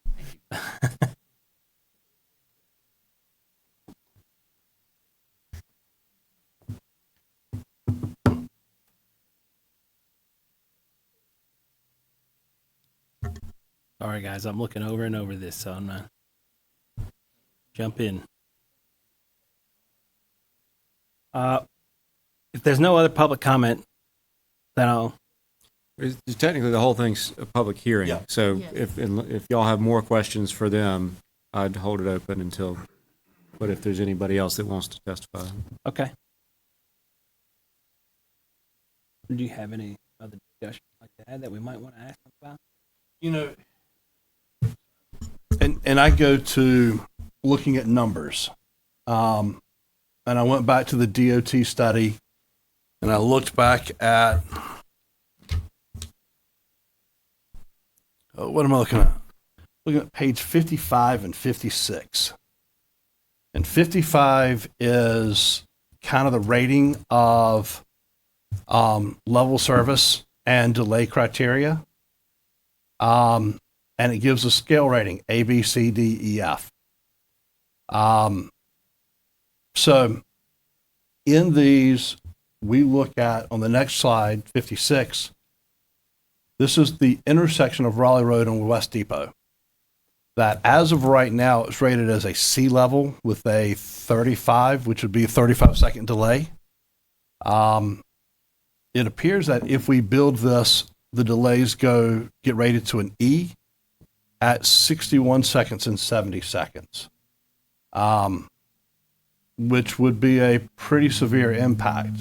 The other thing is, on Cross Street, it's looking like very little traffic at all is going to go on Cross Street, which if James doesn't connect all the way through, then you've got Cross Street and James, you got Cross Street and 55 as majority spot of your traffic. And that just doesn't make a whole lot of sense to me that there won't be more traffic going up Cross into Church Street. Any answers from his piece? And also, yes, by the way, your report was done in 2020, but it was using traffic counts in 21, which was something that you had asked earlier. Mm-hmm. And again, it wasn't my report. Yeah, it was just when I see that and I see the downgrade. But I see that's dated July 2023. Yep. So I saw the report. So in my head, either way, 13,000 cars on Highway 55 is a daily average. I looked at the numbers. If we're talking about 200 units and 1,400 car trips per day, seems very low from everything I've done with the county and every other planning organization I sit on. So I'm looking at it in what we've done in planning and comprehensive land use and all the other comprehensive traffic studies that have been in this area. I mean, I just think there's going to be a lot more impact than as it is right now of, an E rating. I have the feeling it'll be closer to an F rating in DOT's eyes. So I'm kind of really can't understand, without approving the intersection on 55 from James, how this is going to work with all the cars. And there's a school right there.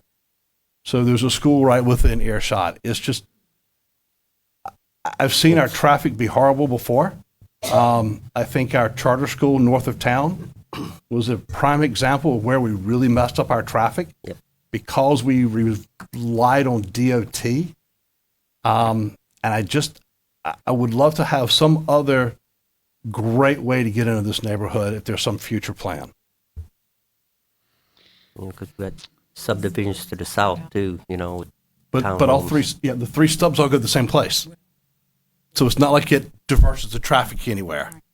The traffic either can go out James onto 55 or Church, and you're either going to go to 210 or 55, which comes back to the intersection of Depot and Raleigh Road.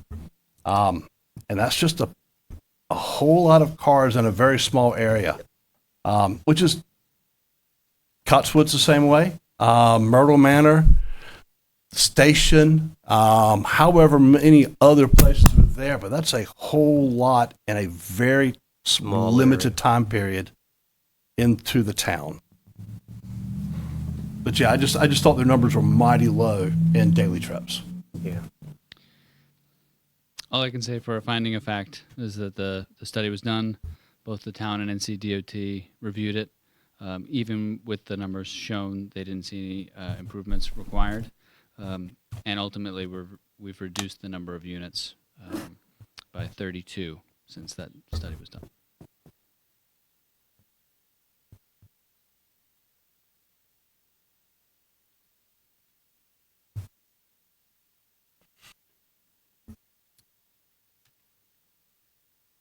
All right. Are there any other And questions? by the way, great job. Good job. You are doing a great job. This is the kind of conversations we like to have. You are taking the brunt of a lot of growing pains that we're experiencing. So this is not all you necessarily. This is the, so. It's You're my taking job, on- and I also appreciate the discourse. And I was speaking with my client just a few moments ago. We've deliberated a little bit about these connections to Crestview and Oak Ridge, how desirable they are from a connectivity and fire access and emergency access standpoint, and how sometimes they're undesirable for cut-throughs. I would make a recommendation that if the board wanted to make it a condition of approval, my client could install traffic calming devices on one or both of those, or make either one of them either a pedestrian connection or a connection that could be used for emergency access, but would not be a typical vehicular access. And, when you look at those two neighborhoods, those two streets, one of them is single-family residence, the other is more trailer. Know it well. Know some of the members who live there quite well. The cut-through isn't the big key. It's the cut-through doesn't alleviate any of the traffic. It's nowhere for it to go except for right back into where everybody else is going. And that's the bigger pieces. If there was a better way for traffic to move in and out, and of course, and I do appreciate the fact you drew the stubs into the Adams property, which is, when we talk about stub roads, if y'all want to understand a bad stub, go to Cookout and Fuquay and then go to McDonald's. That's a bad stub where the two places refuse to connect. That's what planning organizations have spent decades trying to fix. So the stubs are the right thing to do. Jeff, is there any downside to traffic calming devices, which I believe would be speed bumps? Or correct me if I'm wrong. I think that's classic traffic calming devices. I know, I've heard from our police department and emergency services folks, those aren't desirable because they do tend to delay response and or could damage vehicles whenever an emergency is going on and a vehicle needs to get to a certain location quickly. Yeah. That has come up in other locations Sure. in town, and that's been our discussion internally, is that those aren't things that we would like to see. Yeah. Are there other things that we can do to alleviate Yeah. I wondered. traffic or signage or Yeah. what have you?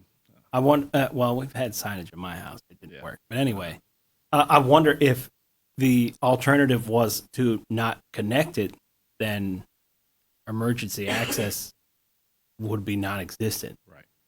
So Yeah, I think the applicant offered some alternatives. That's what I mentioned. That's why I asked. Alternative, except for the full accesses. yeah. And that's what, I'm thinking about that for some of these smaller streets, which would connect them and provide emergency access, but a traffic calming device might prevent the blasting through back streets that a lot of us are experiencing right now. I'm just wondering out loud. I don't know how any of them feel.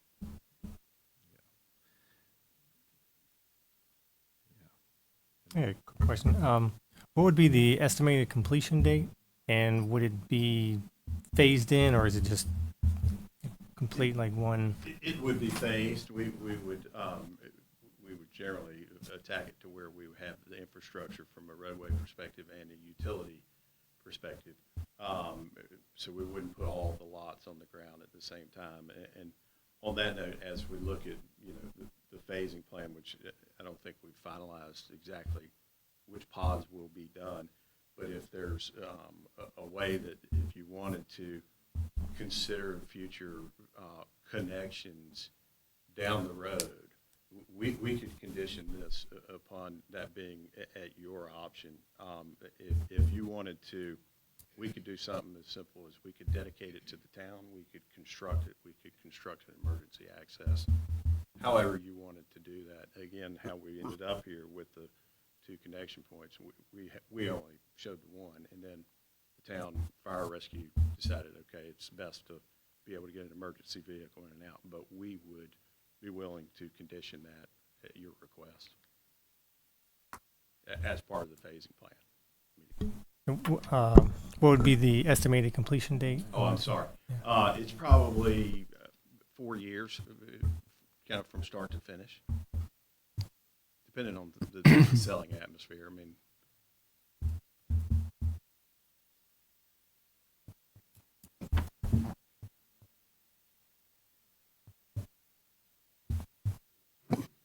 Jeff, do you know, this has nothing to do with this here, but approximately how many townhomes are on Tippett Road there that's going in there, ballpark? I can't remember. That's a great question, and we had that subdivision sheet last week. I could go to my office real quick. Hold on. We'll wait for you.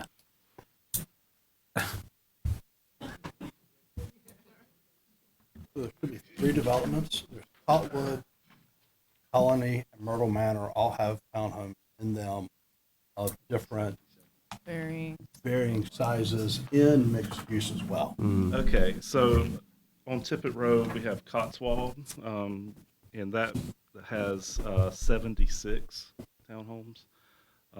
Do you have that density right in front of you too? If it's not on your chart, don't worry about it. But Do not have the density. Okay. That's something we could add to the chart. Go ahead and. I think you wanted to add something, yeah. According to our numbers, it's 5.68. Sure, yeah. Per acre. I've got yours, so I was We curious. did an analysis of that, the trailer park and some other communities around, just to get an idea, to make sure we weren't, stretching what had been permitted, Mhm. making sure we were within the bounds of the code. So Thank you. that was our analysis. Yes, But sir. Jeff, in that subdivision, isn't there not only townhomes, there's houses in that subdivision? That's correct. That So was a how peak- many, that how was a- many houses? houses? Or is in Cotswold? It's 35, so it's actually less single family and almost double, more Townhomes. than double townhomes. Then if I'm not mistaken, also on 55, on just by the church, they're putting some more townhomes in there, Vaughn Farms. Yep. Vaughn Farms would be, let's find that.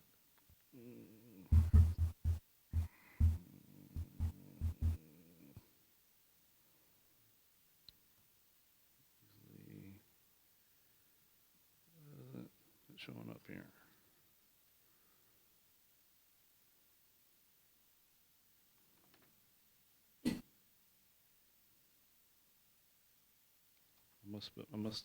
We missed that one, I think. Okay, we'll have to add that one to our chart. This chart was not all of our subdivisions, but we'll add, Right. we're going to add those in. So we'll add that one. Sanitation was mentioned, and that it could be. I guess I would want some elaborate. Is it 168 more trash cans, or are they going to have dumpsters that are dumped? And It would be intended to have trash cans. okay, Not looking at dumpster pads and big trucks rolling in there to do that. So it'd be individual. well, big trucks coming either way. Right. Actually, Jeff, will we go back and look at our dumpster ordinance? Our dumpster ordinance, which I had such a fun time writing it. I thought any building with more than 4 continuous units required dumpsters, not trash cans. We'd have to look at that. Okay. Again, we're not quite through all the review. This is more or less for the special use permit. So we would look at that. Well, you've approved the concept. So we would, as staff, we would continue to refine the construction drawings and those ideas. So basically, We'd what still we're be able saying to is enforce our ordinance. the special use permit here isn't this exact drawing. We're just saying that our special use only applies to the number of townhomes. Well, and to those development criteria that the ordinance has, such as perimeter setbacks, interconnectivity to points of access, Mhm. density, such as those things. Well, I could see why Ms. Harmon asked, because we need to consider sanitation being provided. I guess we could assume it will be provided. It will meet the town's ordinance. Yeah. Yeah. Any adjustments that we make after this conversation with your planning staff will absolutely meet and exceed any ordinance that you have in place. And we'll continue to work through that, and if there are concerns that need to be addressed, we'll certainly address them at that point.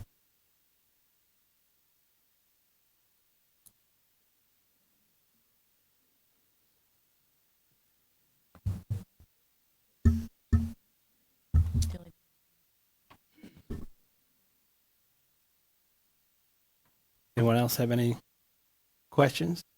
Anything to add? We're all scanning through stuff, so.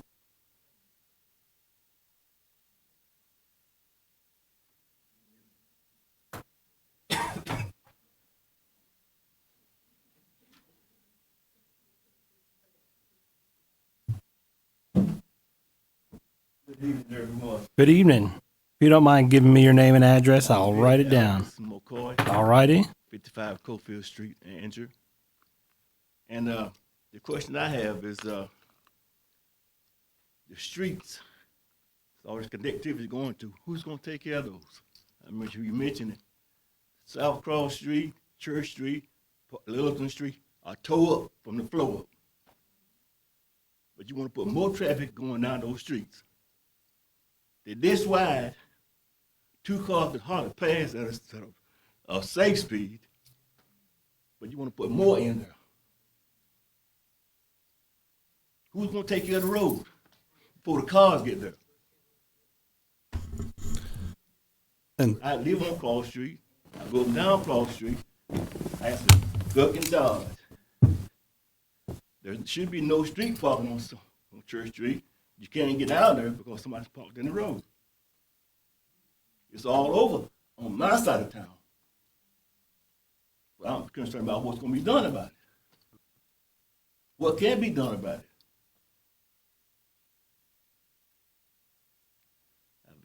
You know, that's the question. Yeah. I And ain't complaining, but that's just the question. There need to be some answers to it because we keep adding, we're not fixing nothing.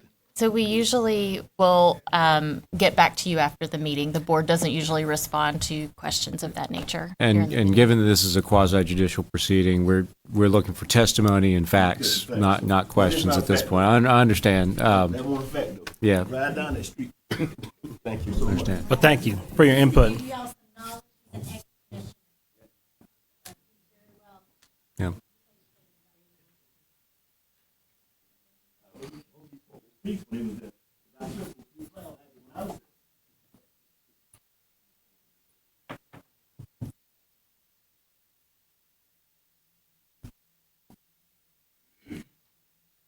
Okay. I have something else to add to. Last All right. thing, I promise. Again, I'm trying to make this back.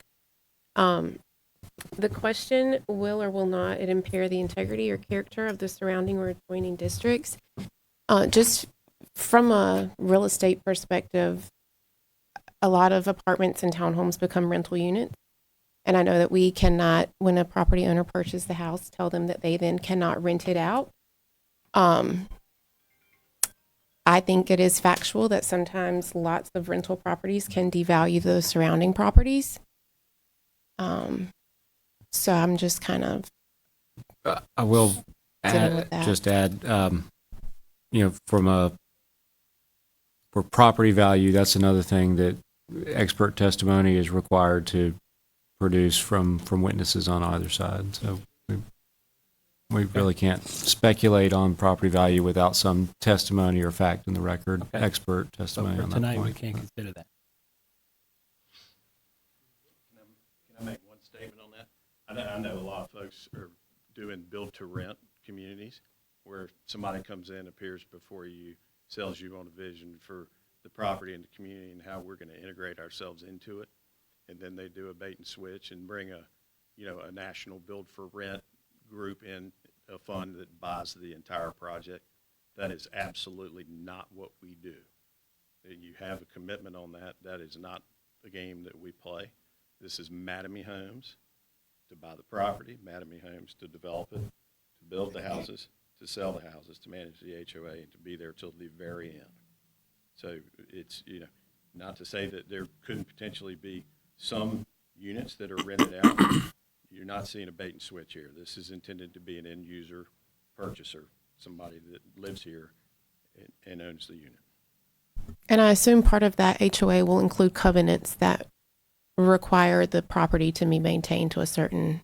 Absolutely, and you're actually looking at the guy who runs the HOA.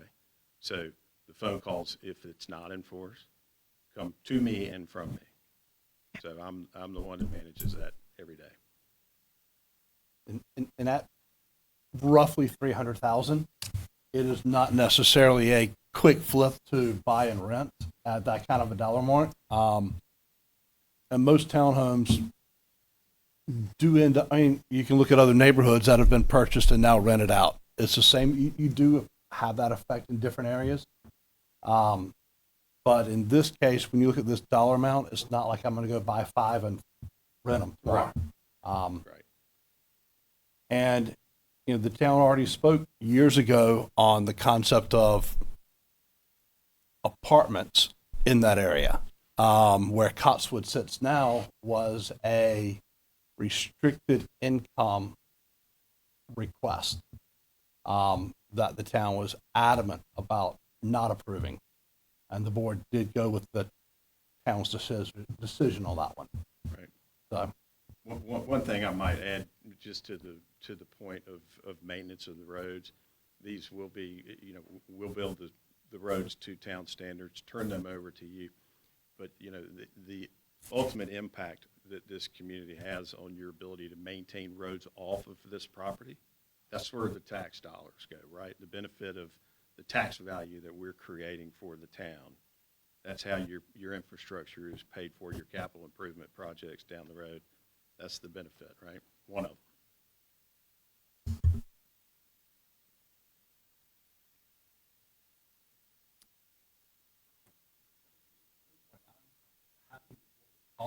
Sure. Yeah. We would close public hearing. Unless if there's no further questions. All right. Public hearing is closed. So, do we want to go through this while we discuss it, our 5 choices, or you guys have stuff ready to discuss right now? I would love to hear it. And I will just clarify, as you're thinking through the criteria for special use permit, as the applicant sort of mentioned in a couple of places, you are allowed to put conditions on a special use permit, provided those conditions help them meet the criteria. Okay. And they've offered a couple tonight. You guys have anything to discuss right off the bat, or you want to go through them and talk about it then? All right. I don't know if we're going to vote now or just discuss. You want to go through them and discuss? So for now, we're going to discuss. We're not going to raise our hands, but the first one we have to consider is whether or not it will impair the integrity or character of the surrounding or adjoining districts, and then why. You guys have any input for that specific one? you have to admit, some new homes in that area, new people, where farmland was. It would be a nice new addition. Do I see a nice piece on the edge of town that is designed the way it is? It looks like it would be pretty to see. Look at integrity and character of the surrounding areas. It fits. In my opinion, that's a good thing. As I get my opinion. Yeah. Point. So that one I could be in favor of that.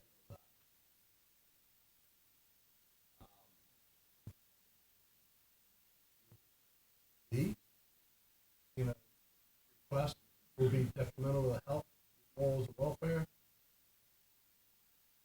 Asphalt plant. So these were homes going there. My big concern is all around C and D. And put 670 parking spots. And not every single car is going to go in and out every day, but a family of four, if you think of the normal, mom and dad, and a kid in high school, a kid coming by to visit, they're talking way more than 1,400 car trips a day. And that we've seen that in every neighborhood. You can come to my house with my kids bouncing in and out. I just don't think 55 across the end is anywhere near that traffic in our current states. Not saying that 5 years after the bypass comes in, that it changes everything. But we still don't know if DOT is going to build the entire bypass as of today. We know parts of it are being built, and we don't know how it's going to affect. I just think of MacGyver, James, Church, 55, 210.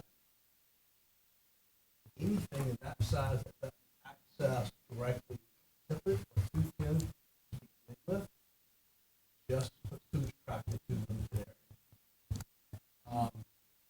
Then special use for, in all other respects, going to applicable.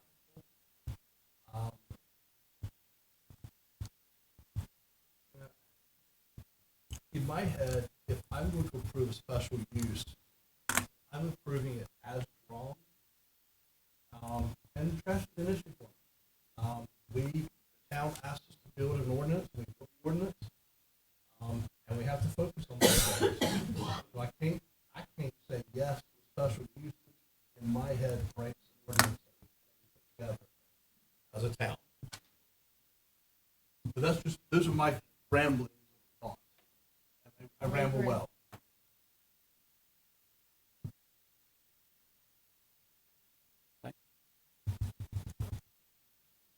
Contrary. The impairing the integrity or character of the surrounding or adjoining districts, arguably it's which side of the lot you look at.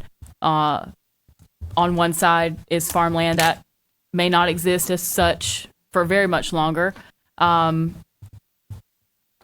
the other side is homes. So, to me, that's it's based on interpretation of what you see, and what you see as having integrity. That's morals, using morals detrimental to the health, morals, or welfare, or for the following reasons. As we all know, morality is very interpretable. So, I think that's gonna, be based on individual interpretation. Otherwise, I share many of your concerns.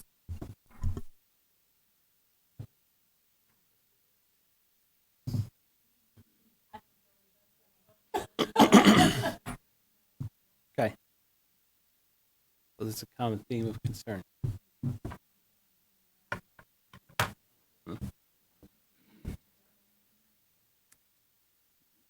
All right.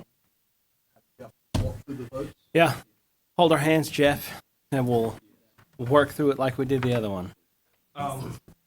So, sort of, if we are thinking, the applicant is requesting that if there's more information that the board needs, that you all articulate that, and that they would request that you all ask for, that they would ask for a continuance so they could address anything that is not addressed for you all tonight. So if you're going through deliberation, okay, and there's something that would make a decision for you, such as trash and how that is taken care of, that you all articulate that to the applicant, and that you all consider a continuance to a future board meeting. That would be fair to them, yeah. Instead of. Yeah. I don't think that would be as something go that long, but they could control, because they don't know when that's Sure. necessarily going to happen. But if there are things that has been discussed tonight, such as how trash is taken care of, and that can be, the plans can be adjusted to show that, to meet the ordinance, and that is something that the board needs, the applicant is requesting you articulate that and allow for a continuance.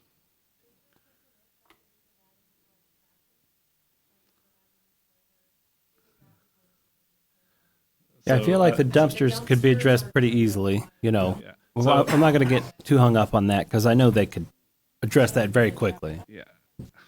So if you all needed to hear from their traffic engineer or needed to understand how the analysis came about or to scrutinize a particular intersection that they looked at and have them go back and take another look based off of, you know, what you articulate that if you would like.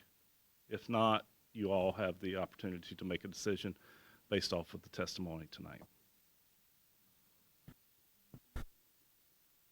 Do you think speaking with their traffic engineer would benefit? I'm looking at the concerns we have where the streets connect to all kind of not other beneficial areas, the same thing. I'm wondering if there's any other option. Knowing it and reading it and looking at as many of these as I have, I'd like to ask some additional questions, and I think that would be the fairer thing to give him time to get here. Granted, your landscaping guy did a great job, but that's not his job. Yeah. So I think that may be in my head. I think I'd love to hear him. So it may be an exercise of going through board members and sort of coming to an agreement as these are the handful of things that you all need to see. Yeah. And we don't go through these Right. criteria. So my suggestion would be if you're inclined to continue the hearing and reconvene with additional testimony and questions, that you, instead of voting on the criteria, Sure. that you just talk through each one and identify areas of Right. concern that they can address at the next hearing. So to me, it looks like the big issue is access, and we've gone back and forth a lot with some of the connections to Crestview and Oakwood. And if we're gonna wait to speak to their traffic engineer, can we give them kind of what our combined thoughts are on those connections, so at least they can come prepared with the traffic engineer? Do we, as a board, how do we feel about these two connections to Crestview and Oakwood? And I guess Cross Street, we'll discuss it too since it connects, but how do you guys feel about those connections so that when they come back with it, they might be able to have that addressed for us? Mr. Fireman, what have you to say?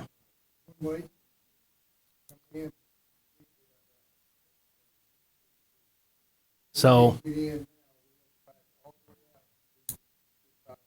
mhm. It's just too narrow. Yeah. I mean, I was.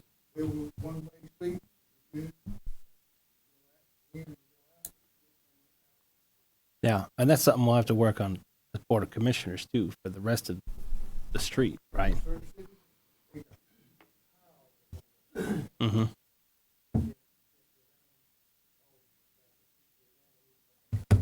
Okay.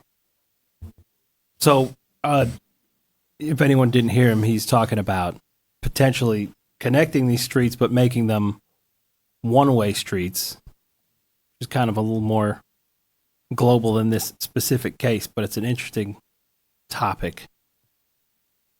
Because, I mean, you know, in my head, when I look at those two streets, I mean, if traffic is backed up 10 cars deep trying to get on 55, Mhm. you're right there. Mm-hmm. But I still don't think you're going to get more than 5 or 6 of those people diving off to go those other ways. Hmm. Because when they get to Crestview, they're going to hit the same issue they're going to have. Yeah. And I would guarantee it could be worse because you've got MacGyver right there. You're closer to with a the larger school bus intersection. and everything else. Yep. So I don't see people bailing out of James. I see people putting 10 times more traffic on Cross, Mm-hmm. going to church, Yeah. and then going north on, going to 210 or to 55, Mm-hmm. or trying to drive across. Because I will tell you, the only place I get scared for my life in the town of Andrew Mm-hmm.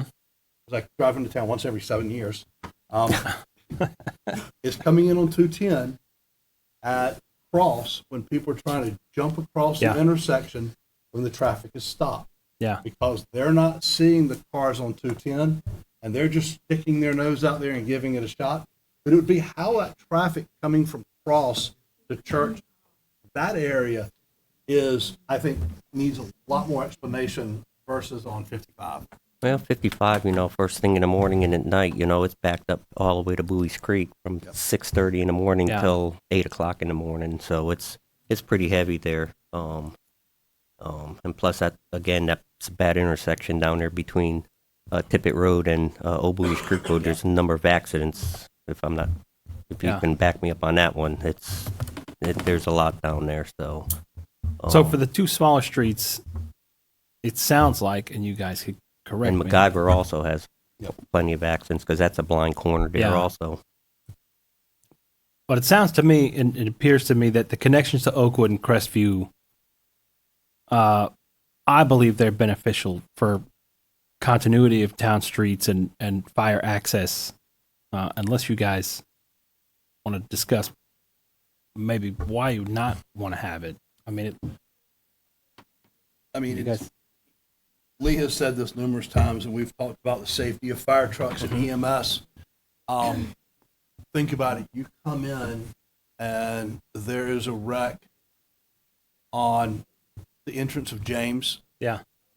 Then the fire truck may be sitting there. Yeah. But how's the ambulance going to get in? Yeah. And having those two accesses are great. Mm-hmm. Also, if we have more cars down there, we may actually fix your streets for a change.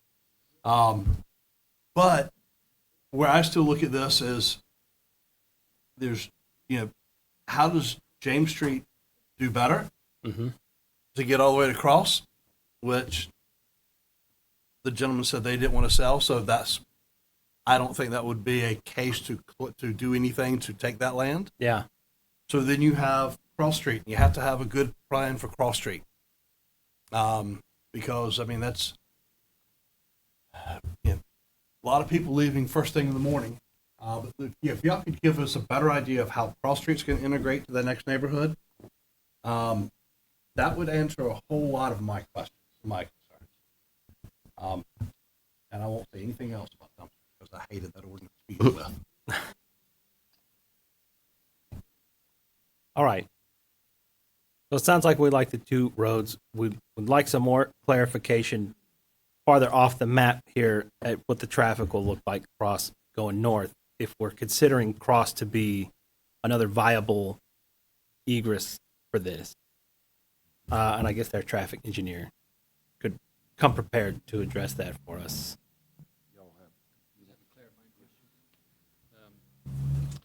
So that we can come prepared at Sure. the next Board of Adjustment. Yeah. I want to make sure that the only finding of fact for the special use permit approval criteria was regarding traffic.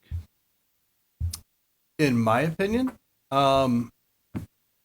it was basically CD and fixing our trash issue on E.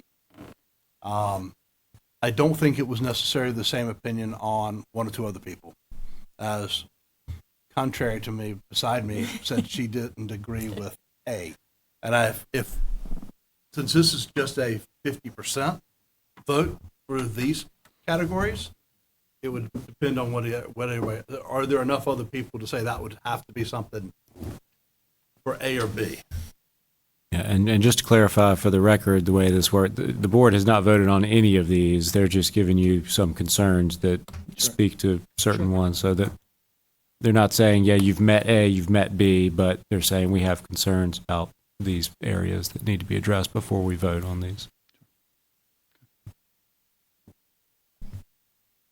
Thank you. Speak. Okay. Okay. I don't know if this is possible, but you guys were talking about giving back and how important that is to you, and clearly concerns with the quality of roads. I know DOT takes care of that, but is there any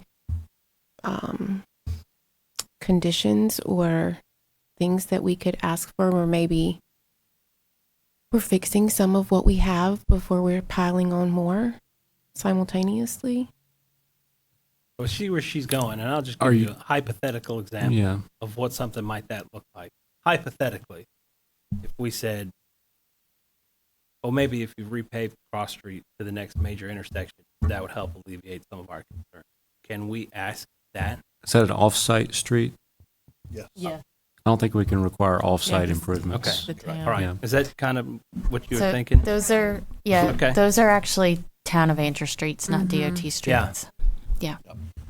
It's a good question because The conditions we applied on another development was a widening of a street because it was a concern for two-way.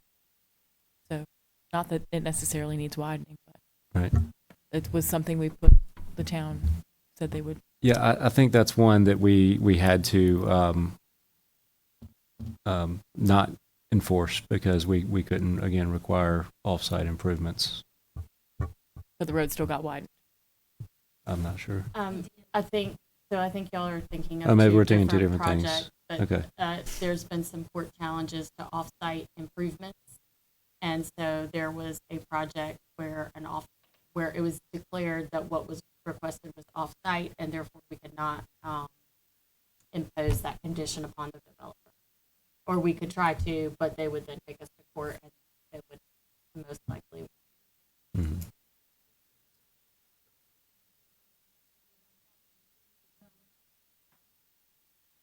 And I guess this would be, when I look at Highway 55 improvements, it looks like there's only one lane from James to 55. It is. And my request would be to require no less than a right and left turn lane coming out of that intersection. That way traffic isn't backed up based on. one guy turning left. Yeah. Well, and arguably it'd be a lot turning left too, going up into the heart of town.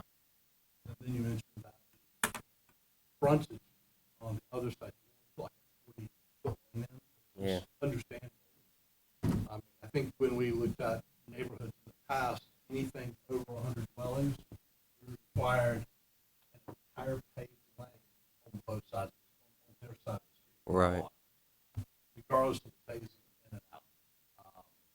Here, because of where this land is situated, it's a little different. But that concept still needs to be for cars to go both directions at the same time.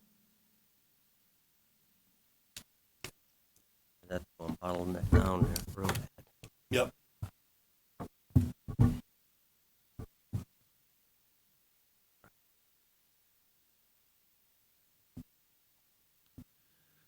Dan, do they actually need to go through these, or have they articulated enough to know that the request is going to impair the integrity of the surrounding, or the character of the surrounding enjoyment? In fairness to the applicant, I suppose if there are concerns with that provision,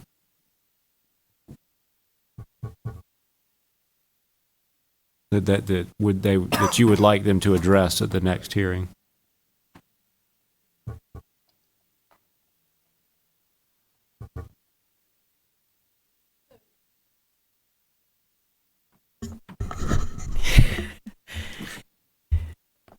So so it's either vote or continue.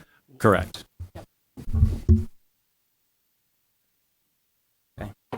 You guys lean in a certain way, so we go for a certain way.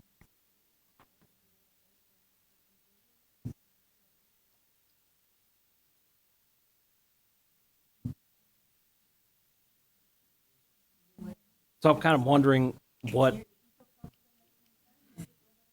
So here's my question for you guys. If we continue it and we want to speak to the traffic engineer, Mhm. there's a scenario where the traffic engineer comes and says, hey, DOT did the study and that's all we're required to do. And so it doesn't really matter what this concern is, we meet it. Then I wonder if it would be a waste of time if that was the case. For Well, them. I think we won't know what the traffic engineer has to say until we hear from him. But can we consider what the traffic engineer has to say outside of what the traffic study says? Yes, I guess think that's my the question. traffic engineer could provide additional clarifying testimony about the traffic study or respond to Yeah. specific questions about traffic impact. That's what I was So- wondering, because if we're bound by what this traffic study says. No, not necessarily. That's the evidence that they've presented so far. I think what they're asking is to present additional evidence through their Sure. traffic engineer. And if that's to the address- case, Yeah. that sounds Yep. good to me. So I guess in my head always has been here, this is our best case decision based on how our rules are written. Yeah. A traffic engineer can come in and say, based on DOT, this is wonderful. And we can still say we don't agree with that. That is legally within our bounds of what we do here. And so that is fine. So, I mean, we can ask for more conversation and communication. If you don't like the answers you got, you may vote your conscience based on best case information of what you've seen and heard on these topics. I feel like we've got more we could learn. I would like to see more. I mean, to me, this is, I like a lot of aspects. I think there are a lot of pieces in here that are great. I just need to know more about the impact of that amount of people in a limited space. So I would actually make a motion that we table this, allowing the applicant to use his feedback that we have heard until the next meeting. Okay, is there any discussion about that motion? That gets a good motion? Yeah. All right, then all those in favor of the motion to table this, give them an opportunity to bring us more information. Raise your right hand. So that is 5 out of 7, and that's a majority, right? Correct. Okay. I will say, since we are tabling this for the next meeting, I'll just advise the board, given this is quasi-judicial, do not talk about this case with anyone, including the applicant, including town staff. Only information you should have to make your decision in this case is what you hear at this hearing and the next hearing.